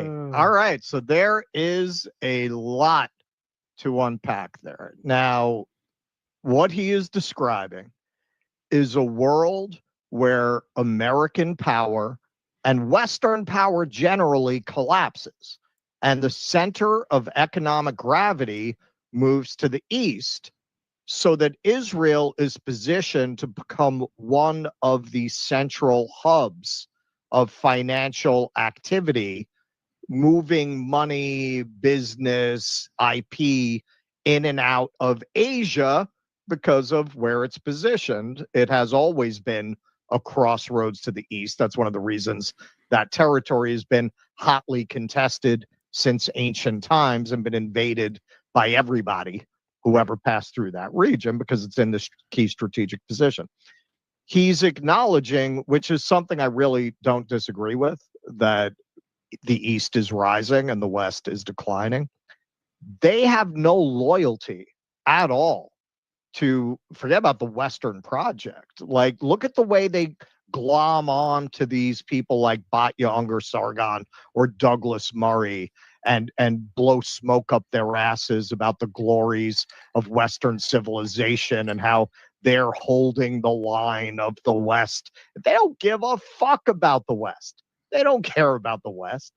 They are predicting, I don't think wrongly, that the center of gravity is going to shift to the east. And he's saying, hey, we're positioning ourselves to be a major player in that shift. Come to Israel now. Get in on the ground floor. Look at what we're building. Talk about dual loyalty. It's not even dual loyalty. No, it's disloyalty. It's disloyalty. Yeah. They're loyal to Israel first. Now, we did a story last week about how all these Israels are invading all these Southeast Asian countries where they're not just coming as tourists. They're setting up these Chabad houses that are gated, where the local law enforcement are not allowed inside. And, you know, when I heard this, it clicked for me. Like, why are they establishing themselves in these Southeast Asian countries like that? Because you don't just do that. You don't just get a bunch of buddies and virtually colonize these Southeast Asian countries. There's got to be some kind of guiding vision or principle behind that. Now it clicks. Now it clicks. This is why they're setting up. They've got 6 Chabad houses around Thailand. They're starting to get pushback. Not just there, Sri Lanka. Sri Lanka. They've completely taken over areas in Sri Lanka, and it's becoming a problem, not to mention Cyprus. I noticed this because I'm staying in Luang Prabang in Laos. They got a Chabad house there. Why are they doing this? Why are they doing this? Just to go take a vacation? No, they're setting up colonies around Asia in order to execute the vision that he just described, where Israel will be central to being the gateway to finance in this region. It's also, if you didn't catch it, he mentions a member of the deposed Iranian royal family.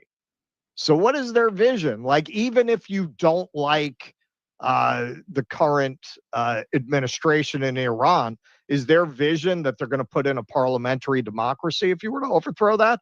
No, he's giving a nod to the royal family. They would be happy to install an aristocracy there because you can control an aristocracy. You're just dealing with a few people, right? It's much easier to control what they do. You just buy them off. And this is why they're pushing so hard to get Americans to move there, because the Israelis are leaving. The Israelis are leaving, so they need to get more Americans to go there. 1 in 4 are considering leaving, and the people who are leaving right now, in spite of what he's saying about tech and finance, heavily oriented around the upper class members of society, as you'd expect. They have the means to leave. A lot of them have citizenship to other countries they can go to. They're losing a lot of doctors, a lot of finance, a lot of tech people. But something that this article actually gets into is immigrants to Israel are less likely to leave because you packed up all your shit. You made that commitment. If you're born there, it's you didn't choose to be there per se. So right after Mamdani was elected, there's one of these Zionist influencer maniacs here in New York. He has a podcast, Yeshai Fleischer. Indeed, it was a great run, and you were a blessing to NYC. But Jews will feel less and less comfortable in the Big Apple. So do yourself a favor, buy real estate in the land of Israel. It's good for your kids. Oh, yeah. The children of the corned beef. It's good for your money, and it's simply the next chapter in our people's story. Yeah. So this is Mel. Zero loyalty, zero respect. Just suck until it's dry and move on to the next. Yep. There's a Dame Media. Zios are finally revealing what they really think. They never loved America. They loved milking it. Yep. Exactly. The guy's Yep. literally saying, I mean, not literally, but this is essentially what he's saying, is that America sucks. America is on its way out. So rather than stay here and try and fix it, jump ship and move to Israel. How is that? How is that not an anti-American sentiment? And this is why MAGA is collapsing over this, because Zionism is an anti-American movement. That's anti-American. It can't be any more anti-American than that. Yeah, fuck New York. That's part of the dying empire. That's yesterday. America was yesterday. The East is tomorrow, and we're going to be the financial gateway to the East. And so, fuck America. Come to Israel and be rich and happy. That's what he's saying. And let everyone here die of overdose. Let them take their fentanyl and their opioids. Fuck them. Who cares? It's a shithole. Yeah, you'll still have finance in New York for strip mining what's left of the American economy. Right. We'll go through that, but we're going to be the gateway to the new empires of the East. Right. And I mean, this is my hypothesis. But as soon as I heard that, all this in Southeast Asia clicked for me. Right. Like, why are they doing that in such numbers? It takes a bit of coordination. Like, that doesn't just happen organically. They're setting themselves up to take over that part of the world, to dominate it, basically to financially colonize Asia as the center of gravity moves to Asia. And so, yes, I 1000% agree with Keaton and Russell's assessment here. I think this is exactly what's going on. I don't think they're being subtle. I don't think they're being subtle about this move. It's funny to me. You literally got bomb shelters in Israel, right? So there's some degree of feeling it's not safe. You talk about the Gaza, you talk about this, you say, there's all this sentiment on why they hate Palestinians and why they feel basically, because we'll get this whole it's all smocher, it's all the other little fucking twerk. We get that it's that's what they love to say. But when you do polls in Israel, you see that no, these people all believe, a large portion of them believe a lot of the same things. I remember this channel that I used to follow years before this. I don't know if you guys have seen it. It's called Ass Project. And he would walk around the streets and he would talk to Israelis. He would talk to Arabs and he would ask them various different questions. And it gave me a sense of the population. And so I saw that. And then eventually I saw the Abby Martin, her walking around the streets and talking to Zionists. And I just kept seeing a repeated narrative. So when October 7th happened and the war that came after it, or the annihilation that came after it, hearing that many of the Israelis within that country felt the way that they felt and how much they supported things did not surprise me. When you look at what is that, the MIGA or whatever that thing is, and you have every time you run across it as an Israeli youth, do you love Israel? Do you love Israel? And it's like, fuck, you gotta calm down. Can't you just have a normal conversation? Everything has to jump to, do you love or hate Israel? And because you're so pushy and aggressive, it's very off-fucking-putting. It's very off-putting. And that's for somebody who doesn't know anything about the whole situation. Your first impression that you give is so distasteful. And so, and this is coming from, and it's funny, like that kid whoever popped into the chat and said what they said, it's kind of funny. I think back to I remember being in school, and this kind of goes into something I thought about doing a video on it, but I was like, I don't know. I saw it on Young Don Reacts, and Young Don was reacting to Antonio Talk's video. And they were talking about basically like black nerd culture and stuff like that. And for me, it's kind of funny hearing them say some of the stuff they're saying, because it obviously shows that it makes a difference with generations and times, because some of the stuff that they're saying, it doesn't stand up to the time period that I grew up in. When you were a black nerd, you were not popular.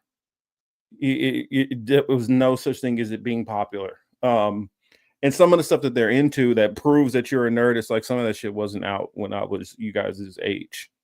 So no, I was like being into anime. Anime wasn't really a thing when I was in middle school or high school. Like that was a major popular thing that was pervasive through American communities, American pop culture. That wasn't a thing at all. But it's just interesting, like watching some of this stuff, and it made me think back to, because I was one of those kids that was a little bit considered a black nerd, even though I was athletic and played sports. I kind of was the first generation of what you would consider more of a hybrid, a kid who was kind of more on the nerdy side, but athlete at the same time. So I had some degree of popularity, and I just kind of straddled both lines. Well, anyway, a lot of girls in that time period, especially a lot of the black girls I grew up with, weren't feeling a lot of the nerdy stuff. And so therefore, I was never one of those people who was like, I only date this type of people or those type of people or whatever. I was always open-minded. And if somebody liked me and they were into me, and that's all that mattered. Anyway, to speed this story up a little bit, one of the girls that I became friends with and kind of had a little crush back and forth or whatever, was a white girl. As far as I knew, she was just a white girl. At that point, I didn't even know anything, no concept of Jewish kids, especially not Jewish kids that the people of the Bible are white people. That was not even a thought in my head. Because growing up in Kansas City that I knew of, I didn't even think I knew any Jewish people. Oddly enough, I remember the girl telling me like, no, her father was like, no, I can't talk to you or date you because you're black. And I was like, oh, whatever. Well, later on, oddly enough, because I'm friends with that same girl from middle school on Facebook. Oddly enough, I just found out that she was Jewish. So for that person who's like, oh, blacks and Jews, we should be together. Bitch, a lot of Jewish people don't even like us, and I didn't even know that Jewish people didn't like us. Had no clue about that. Now I get it for the people who live in the New Yorks or LA, you guys have your back and forth, but a lot of black people who live in other parts of the country don't even interact with Jewish people at all. We don't know about your tropes. We don't know about any of this stuff. So we're coming to it with no bias on the situation. We're coming in cold and we're judging from our own personal reactions, not from what somebody else is telling us. And you guys are setting a tone when you meet us. What'd you say, Marcus? Did you have an emo haircut? No, I did not. And that was something that they were talking about the black nerds.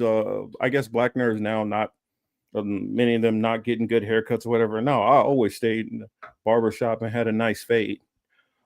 Except for when my mom cut my hair and fuck it up and I had to go to the barbershop. That's a whole nother story. But no, did not have an emo haircut. always had, the fade for a little while. Had the high top fade back in the 90s, but most of the time kept a bald fade. And so it wasn't the clothes, it wasn't the hair, it was, and it's not, and I don't even think that it's unique to the black community. I think a lot of girls in general like bad boys. And if you're not a bad boy, a lot of girls aren't interested in that. So not sure what an emo haircut is. Yes, you don't have to be, that's all right. This young Morpheus was in anime I didn't even know about anime. Like I wasn't even into video games really. Like back in that time, when I was in teens, a lot of kids, even though like Nintendo and stuff were starting to come out, a lot of kids weren't really into it. Like they weren't playing games for hours and hours on end. Your parents weren't allowing you to. They're like, get your ass outside and go play. And so we were outside a whole lot more, didn't get into the video games and stuff. But was I into stuff like science and stuff that other kids didn't care anything about, and studying like solar systems and chemicals and chemical reactions and different things like that? Yes. Studying history and stuff, that's where I was looked at as a nerd, not because I like Naruto or some shit. I don't even know what Naruto is, by the way.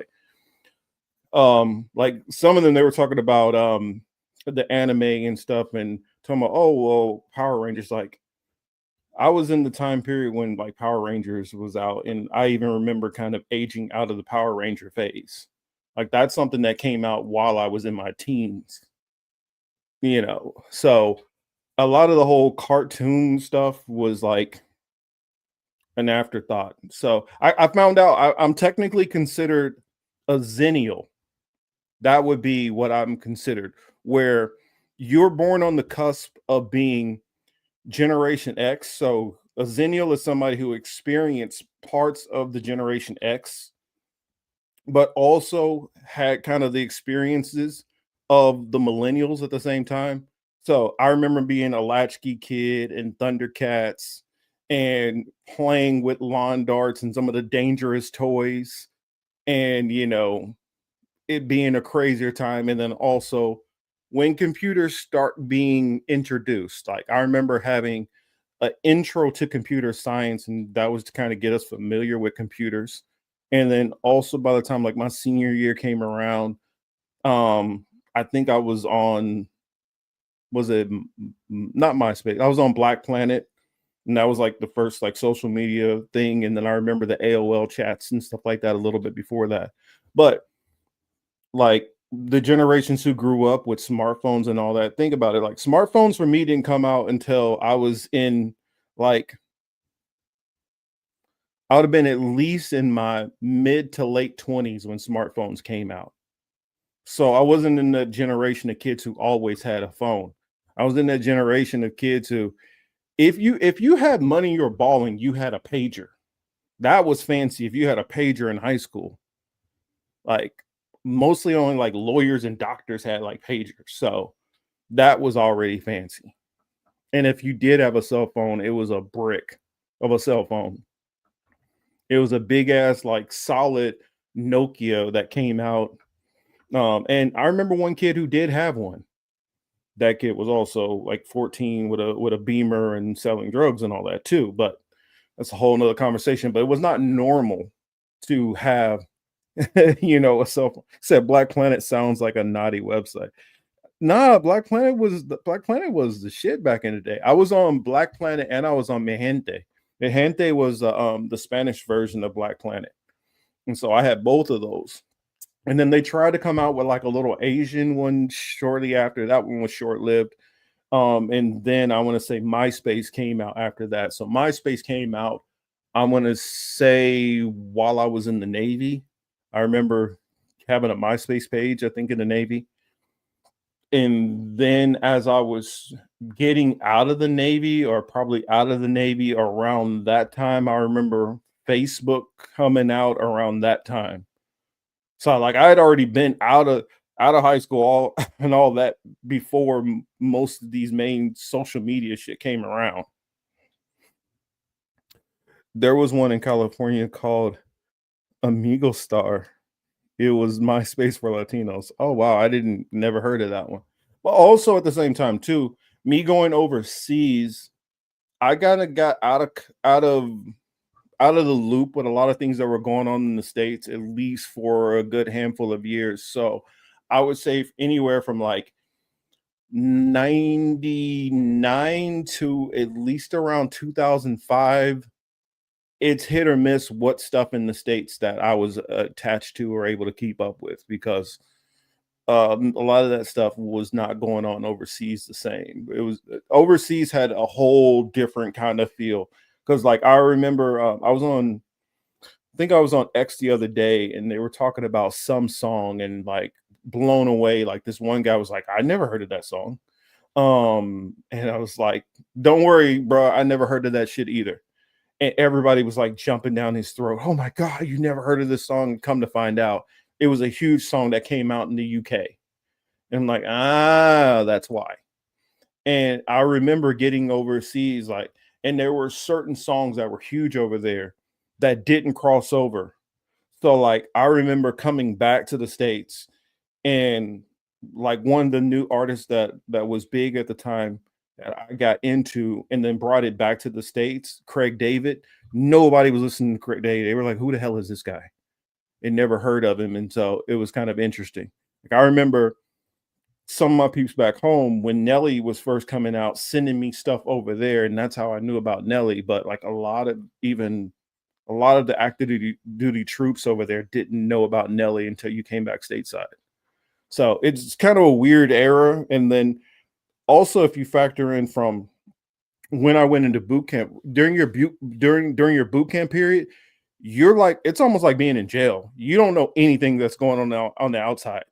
You have no clue what's going on for a good handful of months. Or at least when I was in.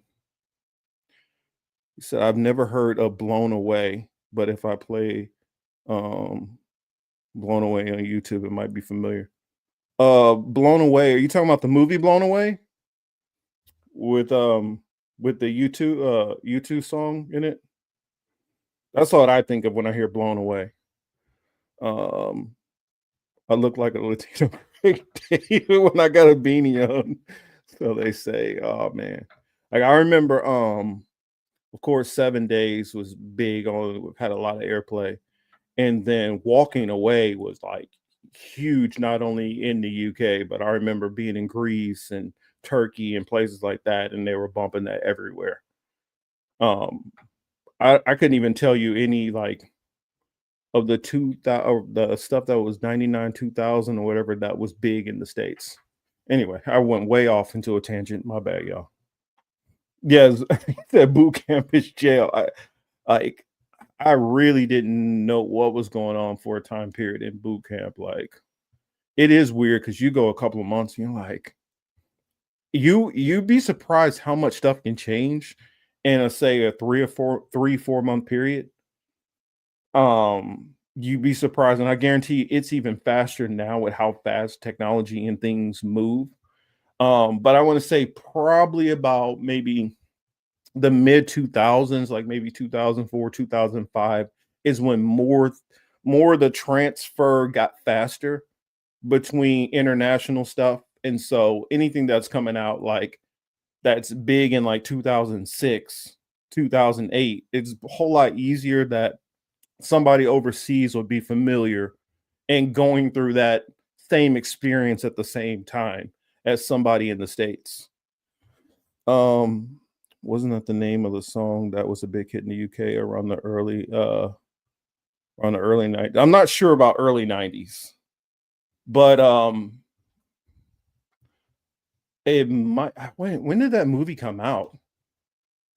I think Blown Away was mid 90s. Or let's see, Blown Away was 93. But let's see lyrics. Oh yeah, when I put Blown Away, it comes up Carrie Underwood, so that's not the one. But when I look up the movie Blown Away, the song that was big on that Blown Away movie soundtrack was With or Without You. That was the big U2 song at the time. And that song was huge everywhere because U2 was performing back and forth. So, yeah. I remember discovering an old VHS recording of Thundercats, a 7-year-old box. It was my uncles who recorded for the kids 10 years earlier. I remember watching Thundercats Thundercats was the only cartoon that came on at night. So I was like, oh shit, this is cool as hell. Had a cartoon that came on at night. And then you even had shows that were like soap operas at night. So you had, what was it? Knox Landing and like Dallas and stuff like that. I don't know. You watch some of those shows and it's just, it transports you into like a different time. In my opinion. Let's see. What else did I have that I wanted to talk about? Oh yeah, the double tap. That's what I put in. And oh no, here. Let me poll everybody first. You guys want me to hear? Do you guys want to hear we talk more about the hex up thing, the double tap, or we keep going down memory lane and talking about, you know, pop culture? Because I can go either way. I definitely dig pop culture. You said I can't stand you too. I like maybe that one song, and I think because how it fits with that movie is just so perfect, and it reminds me of the different way they did filmmaking, the way they developed the characters, and you got to see the characters have personality that was unique. It didn't feel generic and forced. Well, isn't hex up and double tap related? That's what I'm talking about. That's the double tap that I was talking about. Hex up. 2002 He-Man remake was pretty awesome. Also, I didn't know there was a He-Man remake in 2002. I only know about the Dolph Lundgren one that was in the 90s, I think. Thundercats remake 2011. I didn't even know they did that. I think that's probably when I was doing a lot more protesting and stuff, and so I was probably all tied up into my protest stuff. When I was not Vote Vets. Vote Vets had already started falling apart at that time, but it was what Iraq and Afghanistan veterans, and I was also doing some of the Occupy stuff still around that time period.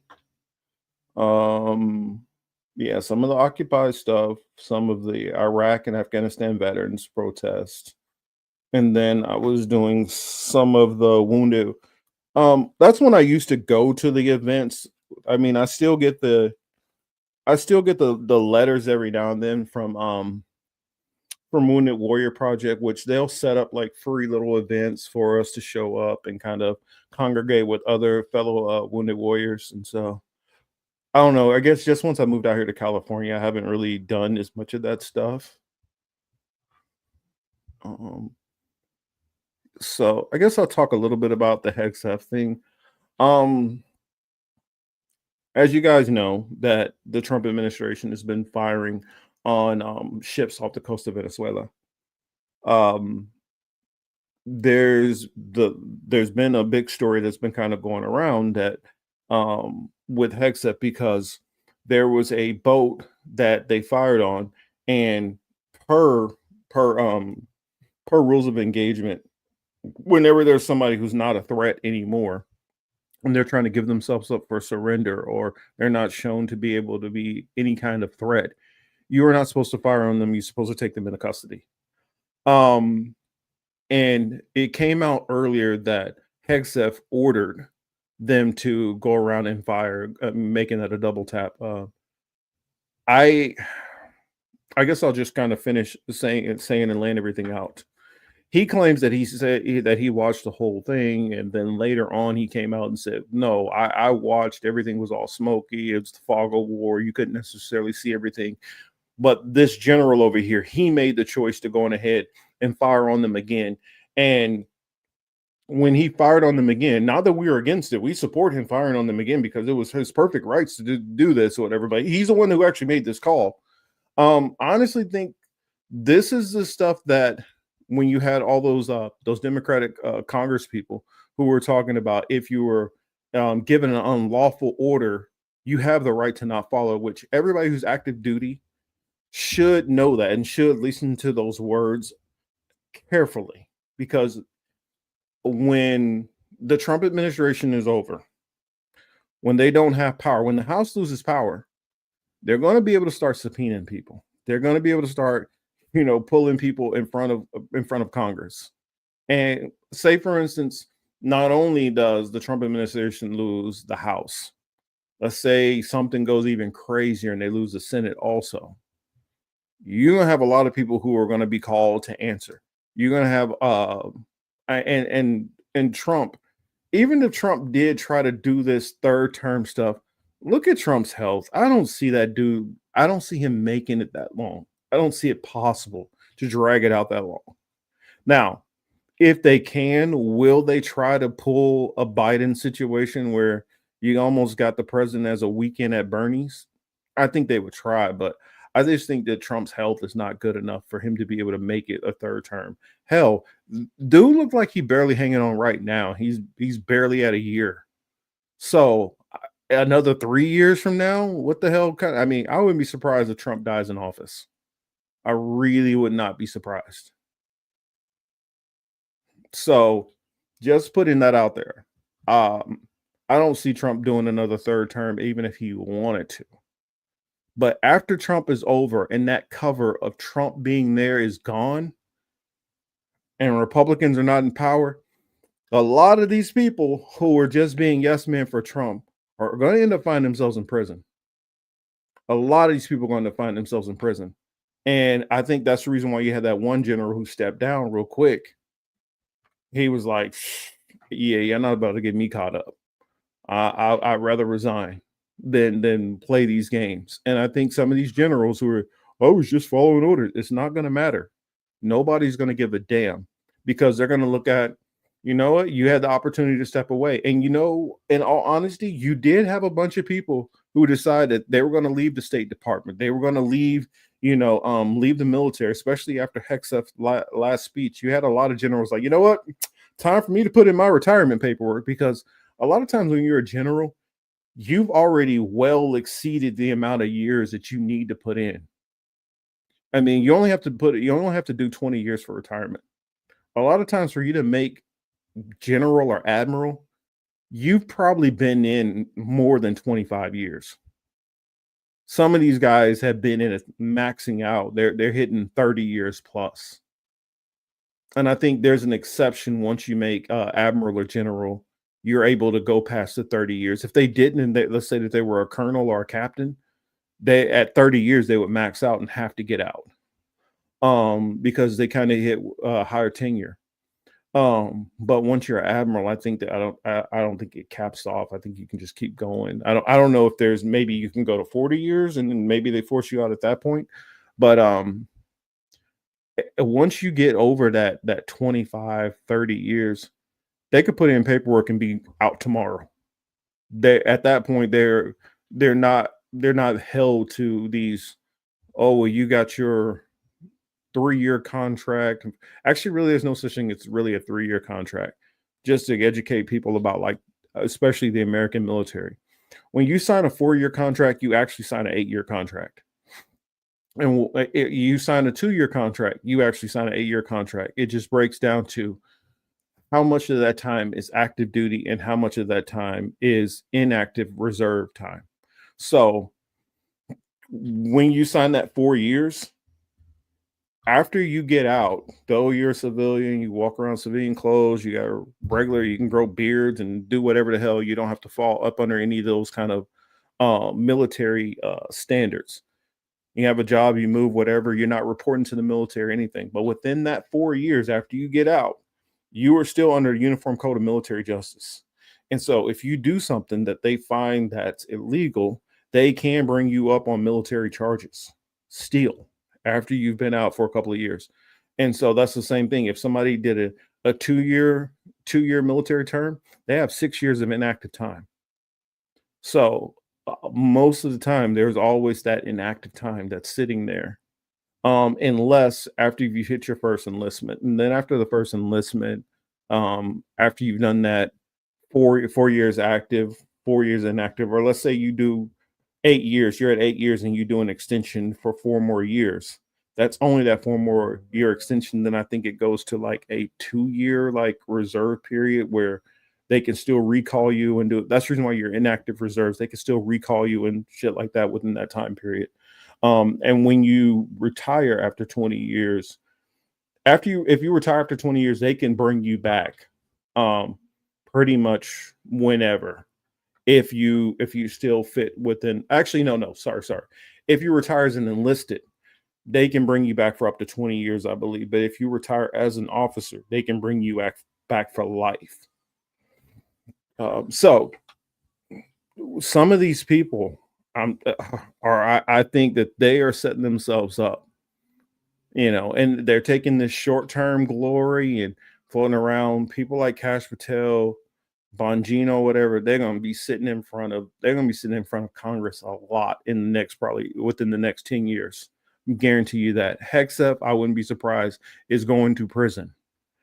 I can tell you that even the Bondies and all these people, there's going to be a lot of people digging through the shit that they've been in. Tom Holman, people like Tom Holman I wouldn't be surprised if he's in a jumpsuit. They can go on ahead and do all this crap and think that they're protected because Trump told them to do it. But according to your oath, you are not supposed to follow any unlawful orders. You have the right to refuse an unlawful order. Also, I've heard that what's his name? Patel has been doing reprisal on people, which that's illegal. You can't go after people because you're pissed off at them. Ooh, they reported me, so now I'm going to go and make your life a living hell. So I think there's a lot of people within the Trump administration that are setting themselves up for a very dangerous spot. So hopefully they're setting aside their money. Hopefully they're doing their money laundering properly to have money set aside, because I think these people are playing with fire. And I think that most of them are just dumb enough to not realize the danger that they're putting themselves in. You said that's like getting out of penitentiary or parole. I mean, kind of is. It kind of is. I mean, I think a lot of these people are they're going to be in a lot of fucking trouble once Trump is no longer around. I think also the Republican Party is just going to be in a lot of trouble as a whole, because they have tied themselves so much to Trump that they're not building up the bench, and they're doing the same thing that they did by putting Biden in. Not that I think any of these people are a great talent or, would have made any kind of great president or anything, but the fact that they're not allowing anybody, they didn't allow anybody to get out of Biden's shadow. They didn't allow anybody to become the next Obama. So by not doing that, you leave your bench very, very weak. And I think the Republicans are doing that with Trump, since there's no oxygen for anybody else to start trying to rise up. That's the reason why you're going to have candidates like Gavin Newsom and probably AOC who are going to run, and probably on the right, you'll probably have a Marjorie Taylor Greene. I don't know. She says she's not going to run, but I guarantee you that there's going to be people who are going to try to get her to run. Whether she does it or not, it's a different story. But I think that there's definitely going to be an appetite for people who are going to see her and a Thomas Massie possibly run for president.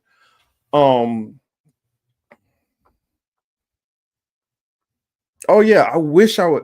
Dang, when I was talking about when we were bringing up the Israel thing, well, we had those couple of nincompoops in here earlier.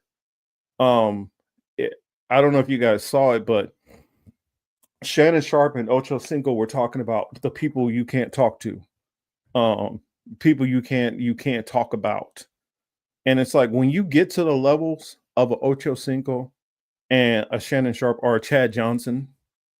When you get to that level as elite athletes and you're dealing with multi-millions of dollars, you know who you're dealing with at the top level. You know who the agents are. You know who own these damn teams. I mean, when that person hopped in here, I'm like, do you know I did a video probably like 5 years ago going into in different industries, like how the NBA is the owners of the NBA, 60% of them are like Jewish, Like 50% of the NFL is Jewish. Like I could go down all of these major pro sports leagues. The owners of the teams, it range from 40% on the low end to 60% on the high end are Jewish. How can you pretend you don't have power when you're 2% of the population and yet you manage to dominate half of all of these leagues? I mean, the NBA, for instance, has had was it 6 commissioners, 7 commissioners, and out of the 6 or 7 commissioners, 4 of them have been Jewish. The Treasury Secretary of our country, if you look out of the past 20 years, it's literally like 9 out of 10 are. When you look at half of the banks, when you look at the movie studios, that's known. When you go through the music industry, you start seeing just company after company after company after company. You can't get on here and try to tell me that bullshit.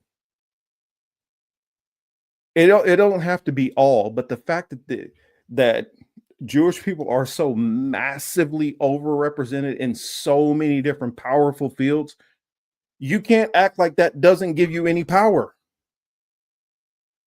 If I run a business, I have power over that business. If I own a company, I have power over that company. That means I have power over a bunch of different people. It's 1 + 1 is 2. It's that simple.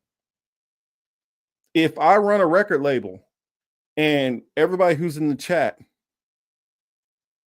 let's say all of you guys and everybody else who will possibly listen to this, all you guys work for me. Let's say that's a couple hundred people who are up under my purview. I write the checks for all of these people. If I'm writing your check, you telling me that doesn't give me some kind of leverage over you?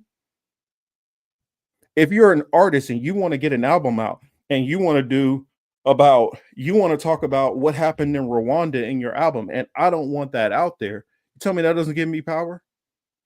If I say, no, I want to hear more of that song where you're talking about booty shaking and going and shoot a couple of YNs in Chicago, that's what I want you to put out. And then I go over to my buddy over here, my best friend, who is also another black person like me, who's like, yo, I want you to put out this song. This is the songs that I'm going to let get airplay. Your other songs, no, shelve that shit. You telling me that don't give no fucking power? This is the reason why I have so many problems with these people like that person who hopped into the chat, which pisses me off, is you piss on people's head and try to tell them it's raining. Bitch, we're not stupid. We see what the fuck is going on. And this is what makes people angry. When you try to insult their intelligence, tell them what's going on is not what's going on. Yes, Jackie, yes, to answer the question, there are different ranks of generals and admirals. Being, the 1-star, 2-star, 3-star, 4-star, and general, it's like lieutenant general, major general. So there's different ranks within the generals and the admiral. It's like rear admiral, lower half, rear admiral, upper half, and so there's different ranks. But back on my little tangent, you can't sit there and try to gaslight, and that's the reason why I will put out a due dissidence, because they're calling it out and they're Jewish. They're not gonna, that I have respect for that. When you can call out BS that you see that's going on and be honest, that doesn't mean that you're doing the BS.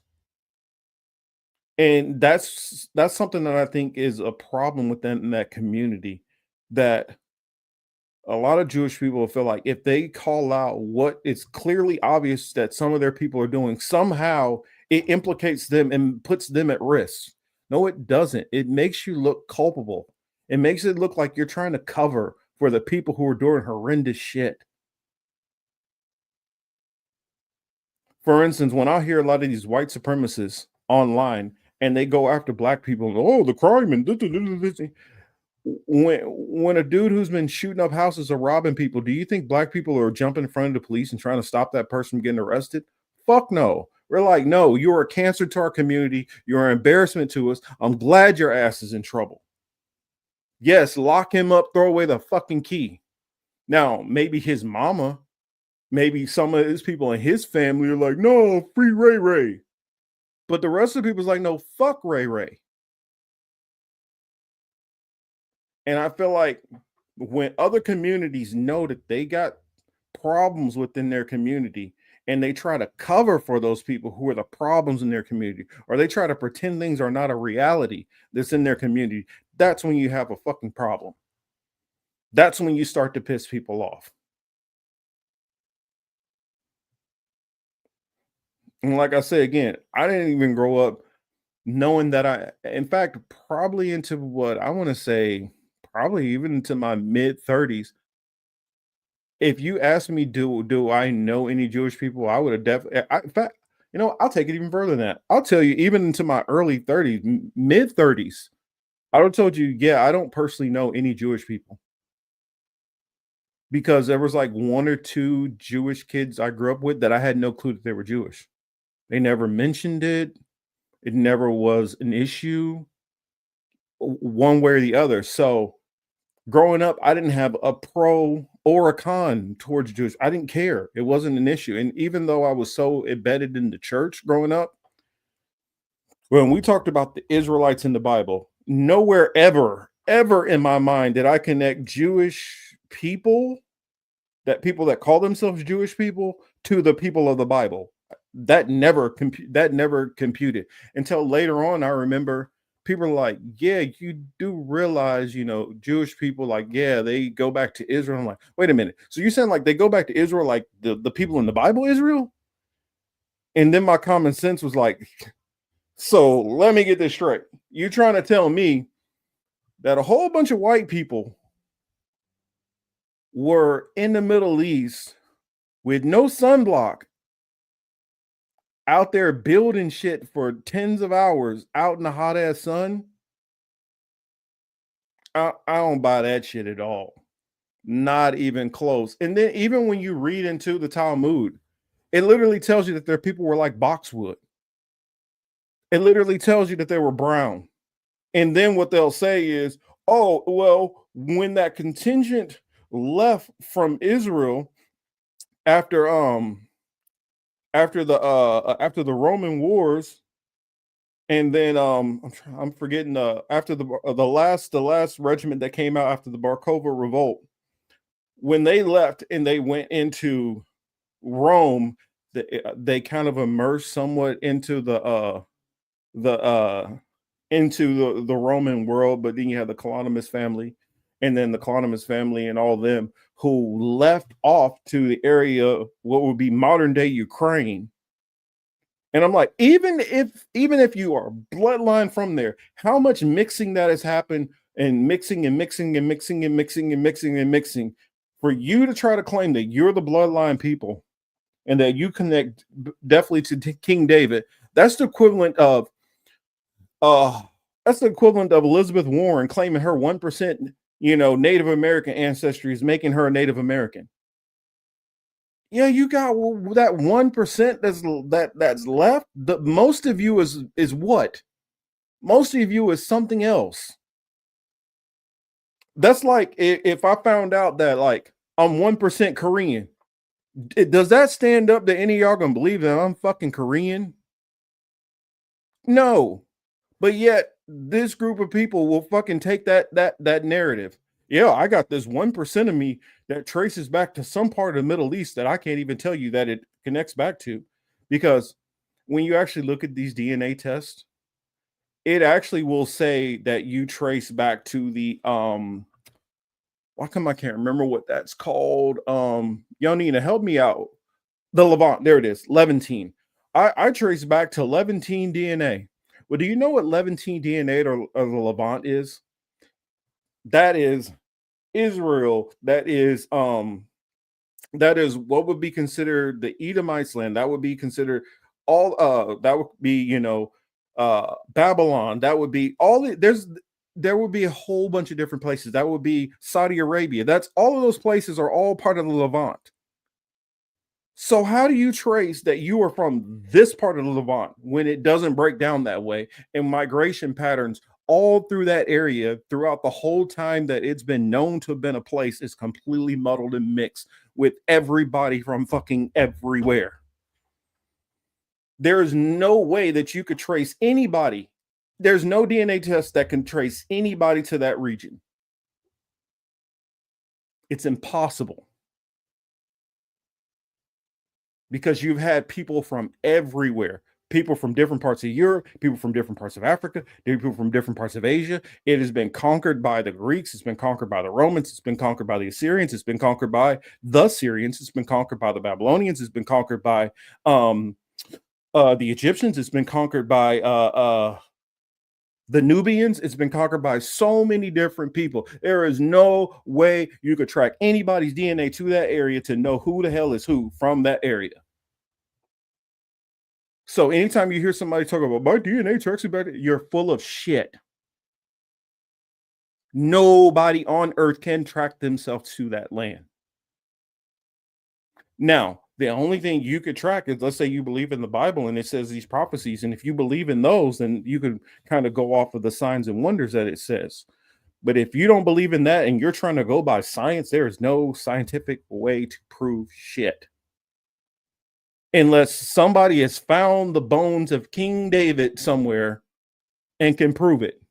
But you know what? You can't find any bones from any of these different. I mean, you're talking about the bones of King David. You have to find bones that are from like, let's say 5,000, 6,000 BC. Who can track that? How could you know for a fact that it is that when they try to do carbon dating on different things and they've not been accurate with that? They've said some stuff is 5,000 years, 10,000 years, is a million years. They don't know what any of this stuff is. They're just throwing out guesstimations and they cannot prove none of their claims. So to believe in any of these DNA tests, you're being taken for a ride, and just know it. No bullshit when you hear it. I'm sorry, I didn't mean to go off on this little tangent, but maybe it's just something that I need to get off my chest. Because I hear these people talk this shit, and it's nonsensical. You have no way to prove any of the stuff you're saying. And also, even when you try to prove the stuff you're saying, it doesn't make any sense. Like I've heard Jewish people say, oh, we built the pyramids. For one, even if you talk to Jewish historians, they'll tell you the Jews didn't build pyramids. Do you know what they built? And I'm talking about biblically or historically what it says that they built. They built granaries to house grain. The pyramids were already there. Granaries are something completely different. But even then, you built the granaries. Show me the proof that you, in fact, if you built the granaries, I want to see an Ashkenazi go out and go and work in the sun with no shirt on for 10 hours a day. In fact, you don't even need to do it 10 hours. Do it for 6 hours straight. And I'm talking about not doing this shit in no Minnesota. Go do that shit and go do that in Arizona for 6 hours a day. And let me see how long that shit works. How long you last doing that. That's how much I'll buy that. In fact, not one. I need to see at least like 10 of you do it. You can always have that one-off, somebody who could just struggle through it. But I want to see how many white people out here can last 6 hours in the sun with no UV protection, no nothing. No shirt on, just out there. And if you believe the modern population, Ashkenazis, they was doing that shit, then I got a bridge to sell you. So I'm sorry. I probably went way too far off in the deep end. They're going to cancel me tomorrow. Oh, well, it is what it is. It was nice seeing y'all. No, I'm just playing. I mean, hey, if they come after me, they come after me, whatever. I mean, I'm just using reasoning and what makes sense to me and what doesn't. Oh yeah, I was supposed to talk about that DC that January 5th bombing thing, but I think I've gotten enough. I don't need to go into that. I think it's some funny business going on with that too. And um I don't know. Even if it's not funny business going on and the dude actually did it, I think he's just basically claiming he's a Trump supporter so that he could get some so he can possibly get his sentence commuted or get pardoned. They couldn't last the chain gangs in Georgia. I don't know, man. I'm just using logic, and I already know it. In this day and age, you're gonna piss people off, and it is what it is. If it's diamond encrusted, if I had the money, I might be interested. I would just like to see people prove some of the stuff that they be saying, and it just doesn't add up. It's a lot of just BS on the internet. So I just want us all to have critical thinking skills. And even saying that, even though I have my issues with Zionists, I'm not out here wishing harm on anybody. I'm not out here threatening anybody. I'm just saying I don't have to believe what you're telling me. I don't have to buy it. Other people can buy it if they want to. I don't have to buy it. And me not buying it does not make me an evil person, doesn't make me be a bad person, doesn't make me harming you, doesn't make me advocating for harm to you either. It's just me saying I don't believe the bullshit that you tried to tell me. So I guess that said, I will end it there. Thank you so much for everybody joining me. And Till, shout out to Till. Hopefully she's having a great and marvelous evening. Thank you for everybody who, if you hopped in here for 5 minutes earlier, if you hate watched, thank you also. If you're sharing it, thank you also. If you're going to watch this later, thank you also. If you're in the chat right now and you're watching me live, thank you. You could be anywhere else. You can be doing anything else, but you decided to spend the time and listen to just piddly old me rant and rave about what the hell's on my mind and bring up stories that I felt were interesting to bring up to you all. That said, this has been the Political Matrix. I'm your host, Marcus Young Murphy's Cage. Y'all have a great weekend. Nothing but blessings hopefully befall all of you. Good luck to anybody whose teams are trying to stay alive in the playoff picture. Mine is one of them. Tom, my brother, yes. Marcus, much love and respect. Much love and respect to you also, my brother. And I mean, if I'm not able to join you tonight, hey, echo some of my sentiments of what I was talking about on here. I would love for you to be able to pass that on, and I would love, even if I can't hop on, to sit and listen to you guys and hear you guys bring up some of the things I talked about, especially the part which Due Dissonance was talking about with a lot of Israelis moving to lots of parts of Asia and setting up shop. I think that's a conversation that needs to be brought up and focused on, because before you know it, you're going to have, enclaves in these countries and start, taking up areas and doing different things. And just like how I know Yonina's onto this, how we've seen where China has went into certain parts of Africa. Now, the difference is they were offering things and it was kind of a partnership, and then they kind of start backdooring and doing some shady shit. That's a whole nother matter. But these people are going in as tourists, abusing tourist visa, staying over, building up shops, telling the local people that they can't even come and do business there, which that some of that was going on in Africa also. I don't know. I just think that when you go into other people's countries, you need to show these people respect. Period. Even though I know in America, a lot of different groups show a lot of disrespect and racism and hatred towards people like me, it doesn't mean I'm going to walk into that country and treat all those other people the same way that some of these piece of shit people have treated me and think about me. It's on you to decide how you're going to treat other people. You have no power on how other people try to decide to treat you. So hopefully, everybody is everybody takes in something that, if there's anything that's said that you take as a nugget of truth or some kind of wisdom that can help you in any kind of way, hopefully I did. Or if not, and I was just entertaining, hopefully that too. But that said, this Political Matrix. Again, love y'all all. I will talk to you guys all later. Also, I'm probably gonna start adding some other things on this channel, so look forward to that. Look forward to Justin, I think, swinging by next week, so you guys will get to meet him. And I don't know, looking for more things for the future of this show. Make sure you guys go check out Saturday Night Anarchy. Make sure you guys go check out Extra Bulla. Go check out, Warren and the Undercurrent.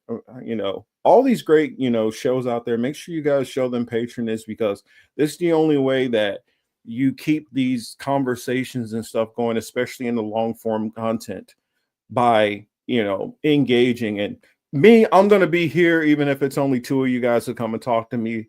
The more, the merrier, of course, but as long as I feel like I have a perspective to add, which I feel like is not being added, I'm going to be talking. The moment that I feel like somebody is saying everything that I say and I'm no longer needed, I have no problem with moving to the background. This isn't about, me just feeling I'm so super important or whatever. I just feel I'm filling a void of things that I don't feel that have come out the way I would say them. So that's it. I'm gonna get on out of here. Y'all have a great night. So I'll be here with you. Do the great work, Marcus. Exactly. Somebody got to be out here speaking the truth. Somebody got to be out here engaging minds, keeping us thinking. Critical thinking is not criminal yet, so keep doing it while you can. All right. And we are out. There is discrimination in this world, and slavery and slaughter and starvation. Governments repress their people. Millions are trapped in poverty, while the nation grows rich, and wealth is lavished on armaments everywhere. These are differing evils, but they are the common works of man. They reflect the imperfection of human justice, the inadequacy of human compassion, our lack of sensibility towards the suffering of our fellows. But we can perhaps remember, even if only for a time, those who live with us are our brothers, that they share with us the same short moment of life, that they seek as we do, nothing but the chance to live out their lives in purpose and happiness, winning what satisfaction and fulfillment they can.